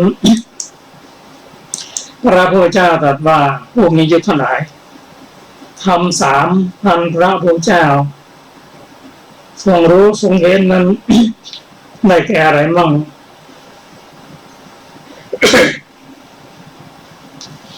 ซึ่งภาษาไทยบุตรได้นำบทเทศนานี้แสดงแก่ภิกษุกล่าวว่าทำหมวดสามนั้นได้แก่อกุศลมูลสามได้แก่โลภะโทสะและโมหะโลภะก็คือความโลภโทสะก็คือความโกรธโมหะก็คือความหลงและยังมีหมวดสามเป็นกุศลอีกคือกุศลมูลมันได้แก่อาโลภะอาโทสะอาโมหะทั้งหมดสามที่ต่อมาก็ได้แก่กายทุจริตสามทุจริตสามได้แก่กายทุจริตวจีทุจริตและมโนทุจริตกายทุจริตก็ความประพฤติชั่วทางกายวจีทุจริตก็ความประพฤติชั่วทางวาจามโนทุจริตก็ความประพฤติชั่วในทางใจนอกนั้นยังมีสุจริตสามมันได้แก่กายสุจริตวจีสุจริตและมโนสุจริตมีอกุศลวิตกสามมันได้กามวิตกความตรึกในกามสองพยาบาทวิตกความตรึกในพยาบาทสามวิหิงสาวิตกความตรึกในการเบียดเบียนและมีคู่ได้แก่กุศลวิตกสามได้แก่เนกขมะวิตกความตรึกในออกจากกามอพยาปทวิตกความตรึกในไม่พยาบาทวิหิงสาวิตกความตรึกในทางไม่เบียดเบียนยังมีกุศลสังกัปปะกุศลสังกัปปะคือการมสังกัปปะความตรึกในกามดำริในกามพยาบาทสังกัปปะความดำริในพยาบาทวิหิงสาสังกัปปะ ความดำริในการเบียดเบียนในด้านกุศลเนคขมมะสังกัปปะอัพยาปาทะสังกัปปะและอวิหิงสาสังกัปปะอกุศลสัญญาสามก็ได้กามสัญญาความจำได้ในทางกามพยาบาทสัญญาความจำได้ในทางพยาบาทวิหิงสาสัญญาความจำได้ในทางเบียดเบียนกุศลสัญญาสามได้แก่เนคขมมะสัญญาความจำได้ในการออกจากกามอัพยาบาทสัญญาความจำได้ในทางไม่พยาบาทวิหิงสาสัญญาความจำได้ในทางไม่เบียดเบียนอกุศลธาตุสามได้แก่กามธาตุธาตุคือกามพยาบาทธาตุก็คือความพยาบาทวิหิงสาธาตุคือความเบียดเบียนกุศลธาตุก็มีสามเนคขมมะธาตุคือความออกจากกามพยาบาทธาตุคือความไม่พยาบาทวิหิงสาธาตุคือความไม่เบียดเบียนธาตุอีกสามก็คือกามธาตุรูปธาตุอรูปธาตุนิคขมหมดสามซึ่งแยกไว้หลาย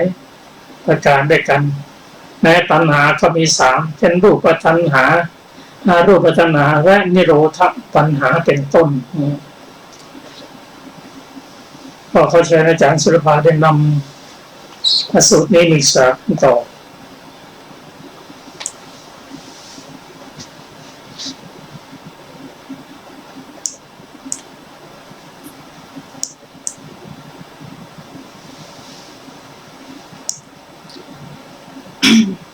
พรรณนาปัญหาว่าอะไรเอ่ยชื่อว่าห้าพระศาสดามีจิตอันพระเถระทำให้ทรงยินดีด้วยการพยากรณ์ปัญหาแม้นี้แล้ว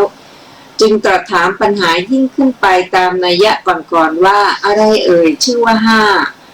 พระเถระกล่าวซ้ำว่าปัญจห้าจึงทูลต่อว่าอุปาทานขันธ์ในคำเหล่านั้นคำว่าปัญจห้าเป็นการกำหนดจำนวนขันธ์ทั้งหลายที่ถูกอุปทานให้เกิดมาหรือที่ทำอุปทานให้เกิดชื่อว่าอุปทานขันธ์รูปเวทนาสัญญาสังขารและวิญญาณอย่างใดอย่างหนึ่งมีอาสวะอันบุคคลพึงยึดถือคำนี้เป็นชื่อของอุปาทานขันธ์ห้าเหล่านั้นก็ในที่นี้พระเถระกล่าวว่าอุปาทานขันธ์ห้าตามนัยยะก่อนนั่นแลไม่ใช่กล่าวเพราะไม่มีธรรมห้าอย่างอื่นเหมือนอย่างที่ตรัสไว้ว่าดูก่อนภิกษุทั้งหลายในธรรมห้าภิกษุเมื่อนายโดยชอบย่อมเป็นผู้ทำที่สุดทุกได้ในธรรมห้าคืออุปทานขันธ์ห้าดูก่อนภิกษุทั้งหลายในธรรมห้าเหล่านี้แลภิกษุเมื่อเมื่อนายโดยชอบย่อมเป็นผู้ทำที่สุดทุกได้คำนี้ใดว่าปัญหาห้าอุเทศห้าไวยากรณ์ห้าคำนี้เราอาศัยข้อนั้นกล่าวแล้วดังนี้ก็ในปัญหาข้อนี้ภิกษุเมื่อพิจารณาโดยความเกิดความดับเป็นอารมณ์ได้อมตะด้วยวิปัสสนาแล้วย่อมทำให้แจ้งอมตะคือพระนิพพานโดยลำดับเหมือนอย่างที่ตรัสไว้ว่ายะโตยะโตสัมมสติขันธานังอุทยพทังอุทยพยังละพตีปีติปาโมทชังอมตังตังวิชานตังพิจารณาความเกิดความดับแห่งขันธ์ทั้งหลายโดยประการใดๆปีติและปราโมทย์อันเป็นอมตะย่อมได้แก่ท่านผู้เห็นความเกิดความดับนั้นโดยประการนั้นๆดังนี้พรรณนาปัญหาว่าอะไรเอ่ยชื่อว่าหกพระศาสดาผู้มีจิตอันพระเถระทำให้ทรงยินดีด้วยการพยากรณ์แม้นี้อย่างนี้แล้วจึงตรัสถามปัญหายิ่งขึ้นไปตามนัยยะก่อนๆว่าอะไรเอ่ยชื่อว่าหกพระเถระกล่าวซ้ำว่าถอหกจึงทูลต่อว่าอายตนะภายในคำเหล่านั้นคำว่าถอหรือฉะหกเป็นการกำหนดจำนวนอายตนะทั้งหลายที่ประกอบในภายใน หรือกระทำตนให้เป็นที่อาศัยเป็นไปชื่อว่าอัจฉติกะชื่อว่าอายตนะเพราะต่อหรือเพราะก่อความเจริญหรือเพราะนำสังสารทุกข์มายืดยาวคำนี้เป็นชื่อของจักษุตาโสตหูคานะจมูกชิวหาลิ้นกายะกายมณใจในที่นี้พระเถระกล่าวว่าอายตนะภายใน6ตามนัยยะก่อนไม่ใช่กล่าวเพราะไม่มีธรรม6อย่างอื่นเหมือนอย่างที่ตรัสไว้ว่าดูก่อนภิกษุทั้งหลายในธรรม6ภิกษุเมื่อหน่ายโดยชอบย่อมเป็นผู้ทำที่สุดทุกได้ในธรรม6คืออายตนะภายใน6ดูก่อนภิกษุทั้งหลายในธรรม6เหล่านี้แลภิกษุเมื่อหน่ายโดยชอบย่อมเป็นผู้ทำที่สุดทุกได้คำนี้ใดปัญหา6อุเทศ6ไวยากรณ์6คำนี้เราอาศัยข้อนั้นกล่าวแล้วก็ในปัญหาข้อนี้ภิกษุพิจารณาอายตนะภายใน6โดยความเป็นของว่างตามพระบาลีดูก่อนภิกษุทั้งหลายคำว่าสุญญโตคาโม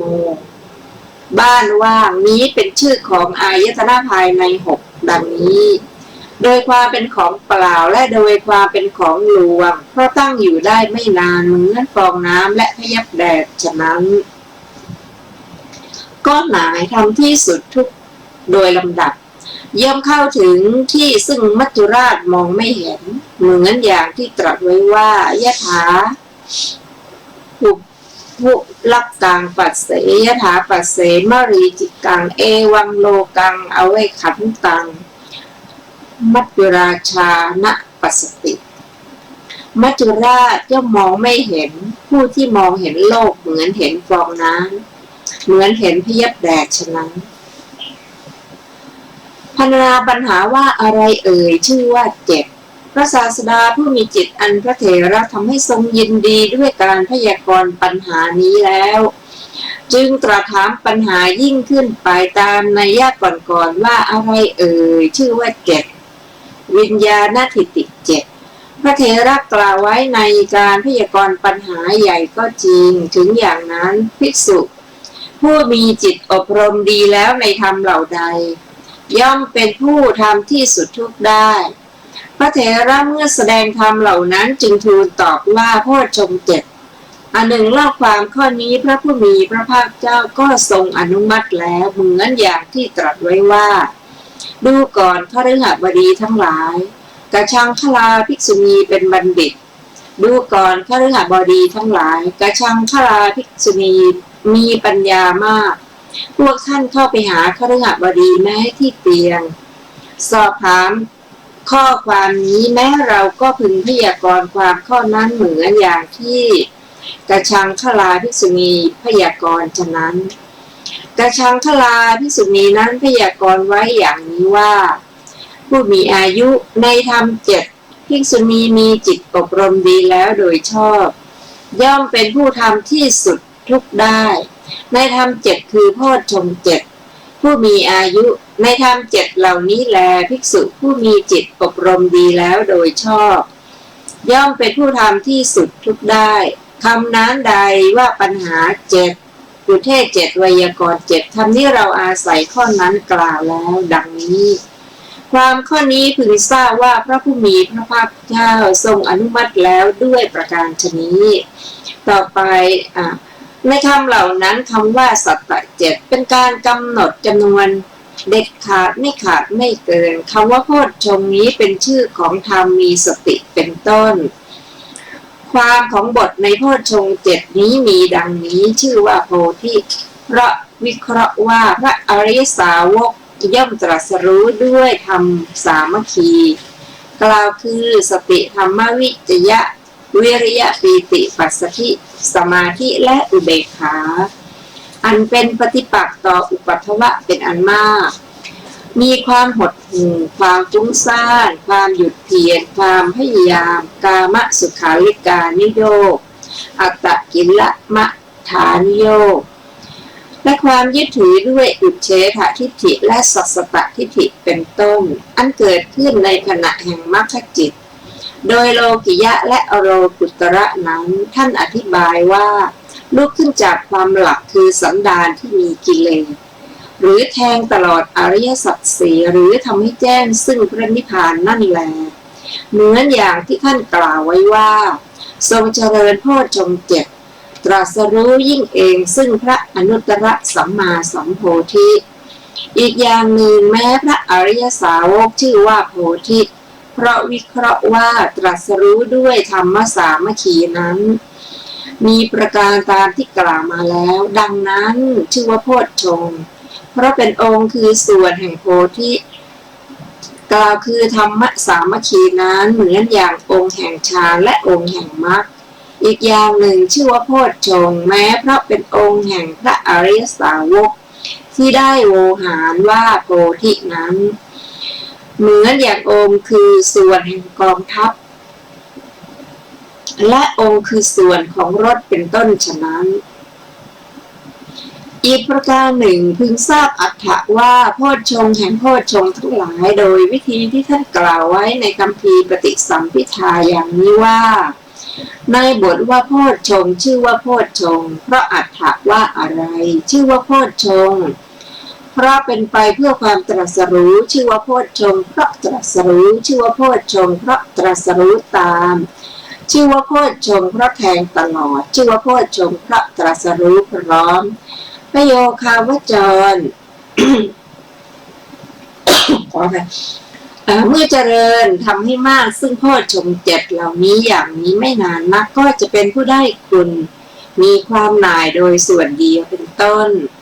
ด้วยเหตุนั้นจึงตรัสว่าย่อมเป็นผู้ทำที่สุดทุกได้ในปัจจุบันสมดังที่พระผู้มีพระภาคเจ้าตรัสไว้ว่าดูก่อนภิกษุทั้งหลายโพชฌงค์ 7เหล่านี้อันบุคคลเจริญแล้วทำให้มากแล้วย่อมเป็นไปเพื่อความหน่ายโดยส่วนเดียวเพื่อความคลายกำหนัดเพื่อความดับเพื่อความระงับเพื่อความรู้ยิ่งเพื่อความรู้พร้อมเพื่อความดับดังนี้พรรณนาปัญหาว่าอะไรเอ่ยชื่อว่า8พระศาสดาผู้มีจิตอันพระเถระทำให้ทรงยินดีด้วยการพยากรณ์ปัญหาแม้นี้อย่างนี้แล้วจึงตรัสถามปัญหายิ่งขึ้นไปว่าอะไรเอ่ยชื่อว่า8พระเถระกล่าวว่าโลกธรรม8ไว้ในการพยากรณ์มากปัญหาก็ยิ่งอยู่ถึงอย่างนั้นภิกษุผู้มีจิตอบรมดีแล้วในธรรมเหล่านั้นย่อมเป็นผู้ทำที่สุดทุกได้พระเถระเนื้อแสดงธรรมเหล่านั้นพระเถระเมื่อแสดงธรรมเหล่านั้นไม่กล่าวว่าองค์อริยะแห่งมรรค7เพราะเหตุที่ธรรมดามรรคอันพ้นจากองค์8หามีไม่แต่ว่ามรรคมีเพียงองค์8เท่านั้นฉะนั้นเมื่อจะให้สำเร็จความข้อนั้นจึงทูลตอบโดยวิราชแห่งเทศนาว่าอริยมรรคมีองค์8ความและเทศนาในข้อนี้แม้พระผู้มีพระภาคเจ้าก็ทรงอนุมัติแล้วทั้งนั้นเหมือนอย่างที่ตรัสว่าดูก่อนฆฤหับดีทั้งหลายกชังคลาภิกษุณีเป็นบัณฑิตแม้เราก็พึงพยากรณ์เหมือนกชังคลาภิกษุณีพยากรณ์นั่นแลก็พระกชังคลาภิกษุณีนั้นพยากรณ์ไว้อย่างนี้ว่าผู้มีอายุในธรรม8ภิกษุผู้มีจิตอบรมดีแล้วโดยชอบย่อมเป็นผู้ทำที่สุดทุกได้คำนั้นใดพระผู้มีพระภาคเจ้าตรัสไว้ว่าปัญหา8อุทเทศ8ไวยากรณ์8คำนี้ดิฉันอาศัยข้อนั้นแล้วดังนี้ความเทศนานั้นพึงทราบว่าพระผู้มีพระภาคเจ้าทรงอนุมัติแล้วด้วยประการฉะนี้บัดนี้บทเหล่านั้นบทว่าอริโยแปลว่าอันผู้ต้องการพระนิพพานพึงบรรลุอันหนึ่งมักพึงทราบว่าอริยะเพราะเป็นไปห่างไกลจากกิเลสทั้งหลายเพราะกระทำให้เป็นพระอริยะและแม้เพราะได้อริยผลองค์แห่งมรรคนั้นมี8เพราะเหตุนั้นมรรคนั้นจึงชื่อว่าที่องค์8มรรคนี้นั้นถึงทราบว่าเป็นเพียงองค์หนึ่งเพราะมรรคมีสภาพที่บุคคลจะไม่พึงได้โดยแยกออกจากองค์เหมือนกองทัพมีองค์4และดนตรีมีองค์5 บุคคลย่อมค้นหาพระนิพพานด้วยทางนี้หรือแสวงหาเองหรือฆ่ากิเลสไปเหตุนั้นทางนี้จึงชื่อว่ามรรคภิกษุเมื่อเจริญมรรคมีประเภทแปดและมีองค์แปดนี้อย่างนี้ย่อมทำลายอวิชชาทำวิชชาให้เกิดทำให้แจ้งพระนิพพานด้วยเหตุนั้นธรรมนี้จึงกล่าวว่าเป็นผู้ทำที่สุดทุกข์ได้ในปัจจุบันสมดังตรัสไว้อย่างนี้ว่าดูก่อนภิกษุทั้งหลายหางเมล็ดข้าวสาลีหรือหางเมล็ดข้าวเหนียวที่เขาตั้งไว้ชอบเอามือหรือเท้าเหยียบจักตำเอามือหรือเท้าได้หรือจักทำให้ห่อเลือดได้ข้อนี้เป็นไปได้เพราะเหตุไรเพราะหางเมล็ดเขาตั้งไว้ชอบฉะนั้นดูก่อนภิกษุทั้งหลายภิกษุนั้นหนอก็ฉะนั้นเหมือนกันจักทำลายอวิชชาทำวิชชาให้เกิดจักทำให้แจ้งพระนิพพานได้ก็ด้วยทิฏฐิที่ตั้งไว้ชอบด้วยมรรคภาวนาที่ตั้งไว้ชอบข้อนี้เป็นไปได้ดังนี้ท่านผู้ฟังที่เคารพครับปัญหาที่ว่าอะไร1 2 3 4 5จนถึง10นั้นทั้งใน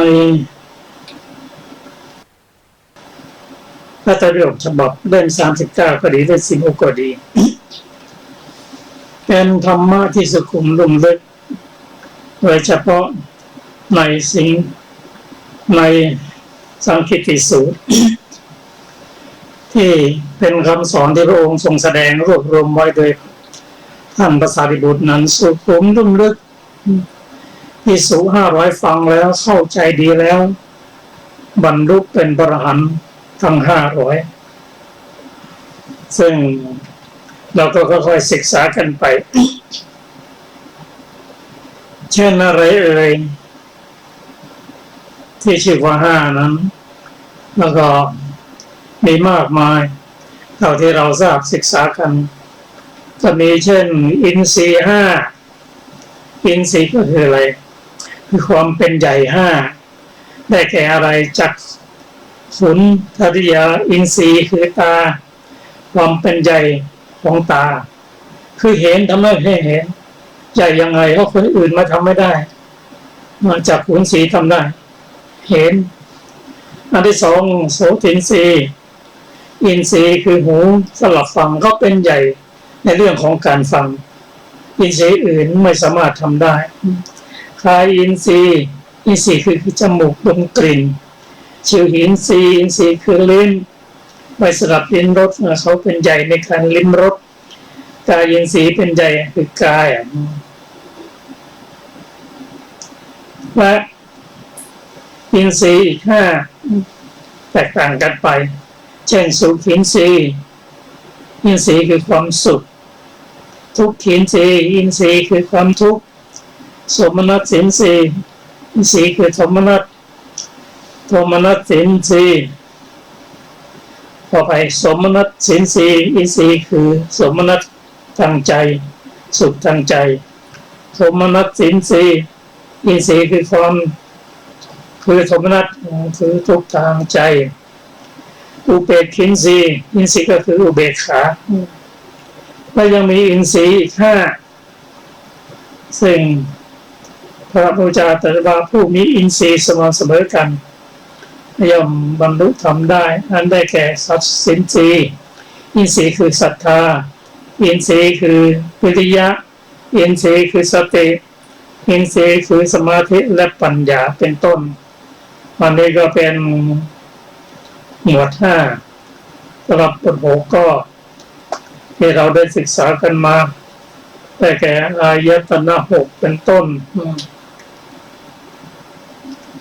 ซึ่งอย่างใดอย่างหนึ่งนั้นถ้าเรียนรู้ได้จริงแล้วก็พ้นจากทุกข์ได้อายตนะ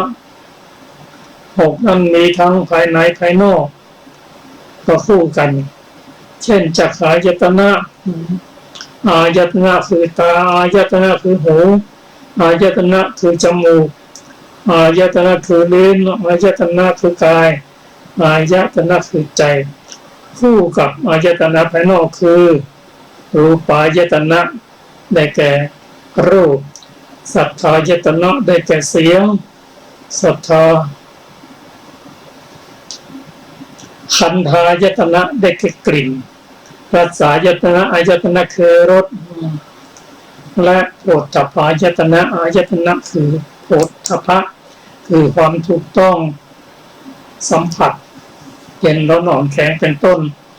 ธรรมายตนะได้แก่อายตนะคือธรรม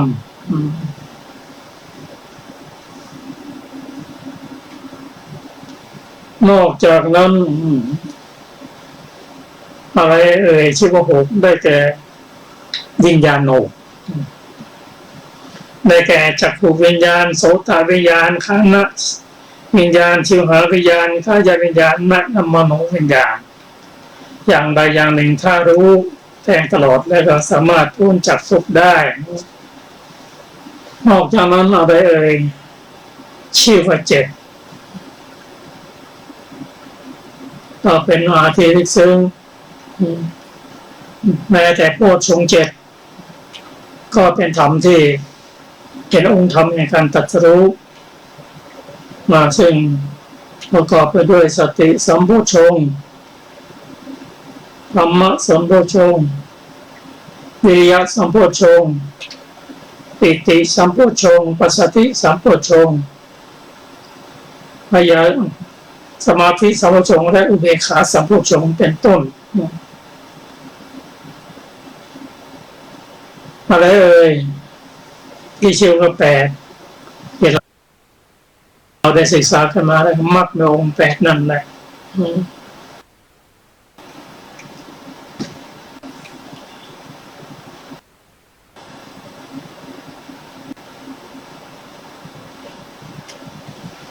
มรรคในองค์แปดถ้าเรารู้ได้นั่นนะเป็นธรรมที่ควรเจริญ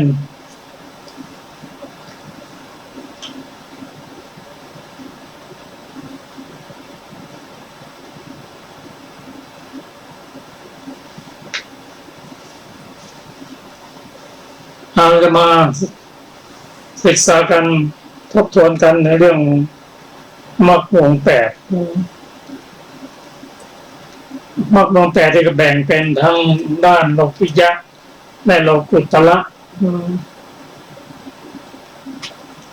ด้านระดับโลกุตระนั้น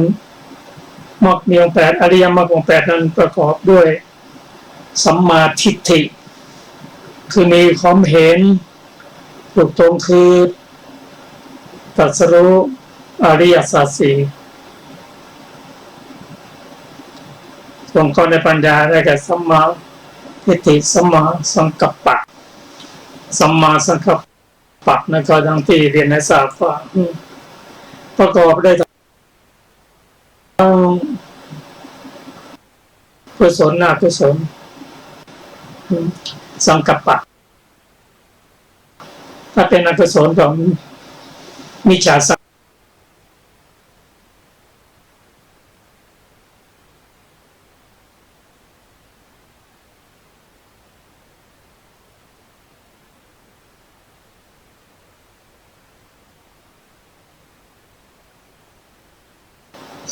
ท่านทรงละอกุศลวิตกที่ละเอียดเช่นการยินดีพอใจในสิ่งที่สวยงามขณะที่พระองค์ประทับนั่งอยู่ใต้พระศรีมหาโพธิ์นั้นเห็นแม่น้ำเนรัญชราใสมีดอกไม้บัวดอกบัวต่างๆมาทำให้ดูแลเป็นสุขใจก็เป็นอกุศลตกที่ละเอียดมากกุศลก็เป็นกุศลอกุศลก็เป็นกุศลพระองค์ทรงละในการเจริญสมาธิละอกุศลวิตกถึงแม้จะละเอียดละไปเสียมาตรึก กุศลที่เป็นกุศลมาตริที่เป็นกุศลวิตกเช่นดำริออกจากกามดำริออกจากพยาบาทดำริออกจากการเบียดเบียนนี่เป็นกุศลวิตกไม่มีโทษองค์ตรัสไม่มีโทษติดกี่วันก็ไม่โทษแต่ติดบ่อยๆก็ทำให้ละทำให้จิตใจฟุ้งซ่านก็ละทั้งกุศลและอกุศล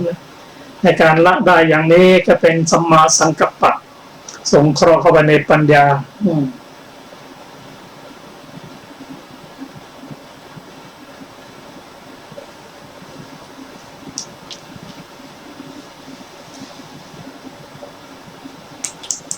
เรื่องของมรรคแปดนี้ถ้าเป็นระดับของโลกิยะก็เป็นความเห็นชอบถูกต้องทำนองของธรรมมีการสังกัปปะก็ออกจากการดำริออกจากการดำริออกจากการพยาบาทและการเบียดเบียนก็เป็นสองระดับโลกิยะก็พัฒนาขึ้นไปจนเป็นระดับของโลกุตระธรรมะของพระองค์นั้นย่อมสามารถปฏิบัติได้ไปตามลำดับเพราะธรรมะของพระองค์นั้นลาดลุ่มลึกไปตามลำดับไม่โกรธชันเหมือนเหว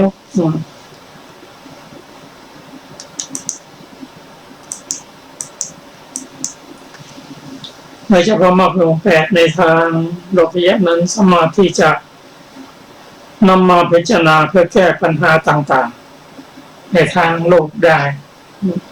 ส่วนโลกุตระนั้นแก้ปัญหาในชีวิต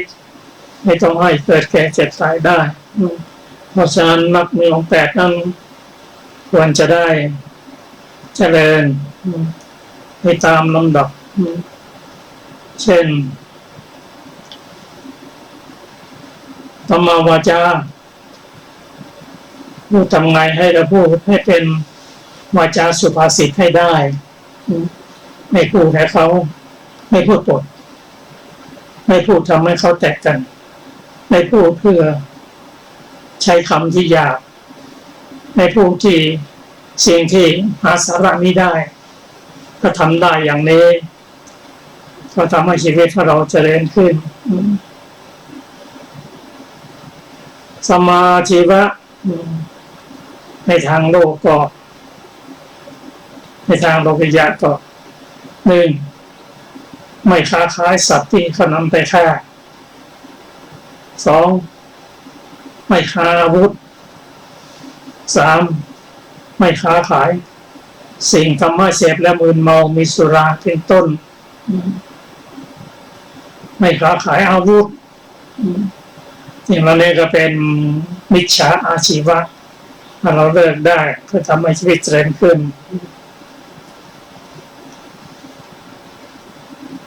ต่อไปก็เป็นสัมมาวายามะมีความเพียรมีความกล้าหาญที่จะป้องกันไม่ให้กุศลอกุศลเข้ามาแล้วกำจัดออกไปสิ่งไหนยังไม่ได้ทำมันก็สงฆ์ก็รีบทำเราทำมาแล้วก็รักษาให้ดีสัมมาวายามะสัมมาสติสัมมาสมาธิสัมมาสติก็ได้ยินทราบว่าควรจะพยายามทำให้มีให้เกิดขึ้นเพราะสตินั้นเป็นพหูปรธรรมมีมากเท่าไหร่ก็ยิ่งดีเท่านั้น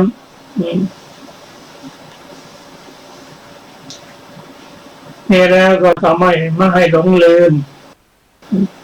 นี่แล้วก็ทำให้ศึกษาการเจริญวิปัสสนาให้ก้าวหน้าอะไรมาตายก็ได้ก็ไม่หลงทำการละนี่สมาธิที่เราทำกันนั้นก็ขอให้เป็นสมาธิที่ประกอบด้วยสติและเป็นสมาธิเพื่อใช้เป็นฐานในการเจริญวิปัสสนาต่อไป ปรมุเบกขานั้นคือการวางเฉยในกุศลธรรมและอกุศลธรรมวางเฉยด้วยความเป็นผู้รู้ไม่ใช่วางเฉยก็ไม่รู้ก็ท่านผู้ฟังที่เราจะได้ศึกษากันต่อไปค่ะวันนี้รายการศึกษาธรรมศึกษาตามพระไตรปิฎกก็หมดเวลาลงแล้วนะคะขอบคุณทุกท่านที่ได้ศึกษาร่วมกันค่ะในวันอาทิตย์หน้านะคะเราจะมาได้ศึกษาต่อในเรื่องต่อไปนะคะสำหรับวันนี้ก็ลาไปก่อนค่ะสวัสดีค่ะ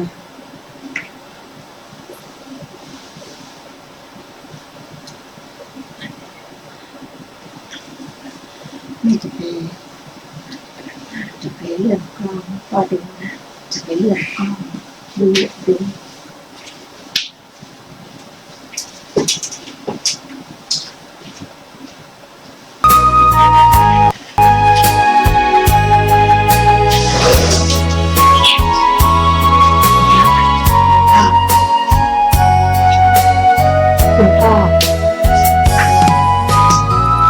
วัดเป็นบุญเขตวิเศษสถา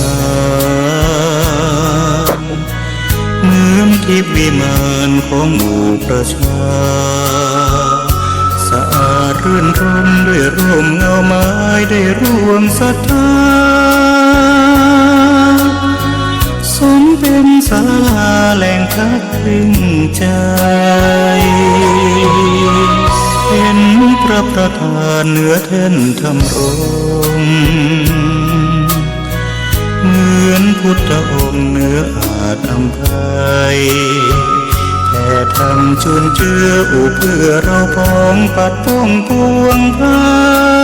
ยขอน้อมดวงใจกราบไหว้วันทาวัดเล็กหรือใหญ่นั้นไม่สำคัญวัดเท่าเทียมกันด้วยแรงพัฒนาพระทรงเคร่งครัดทำกิจวัตรทุกวันเวลามีจิตเมตตาต่อชาวสังคมระฆังกังวานขานเร่งศรัทธาคิด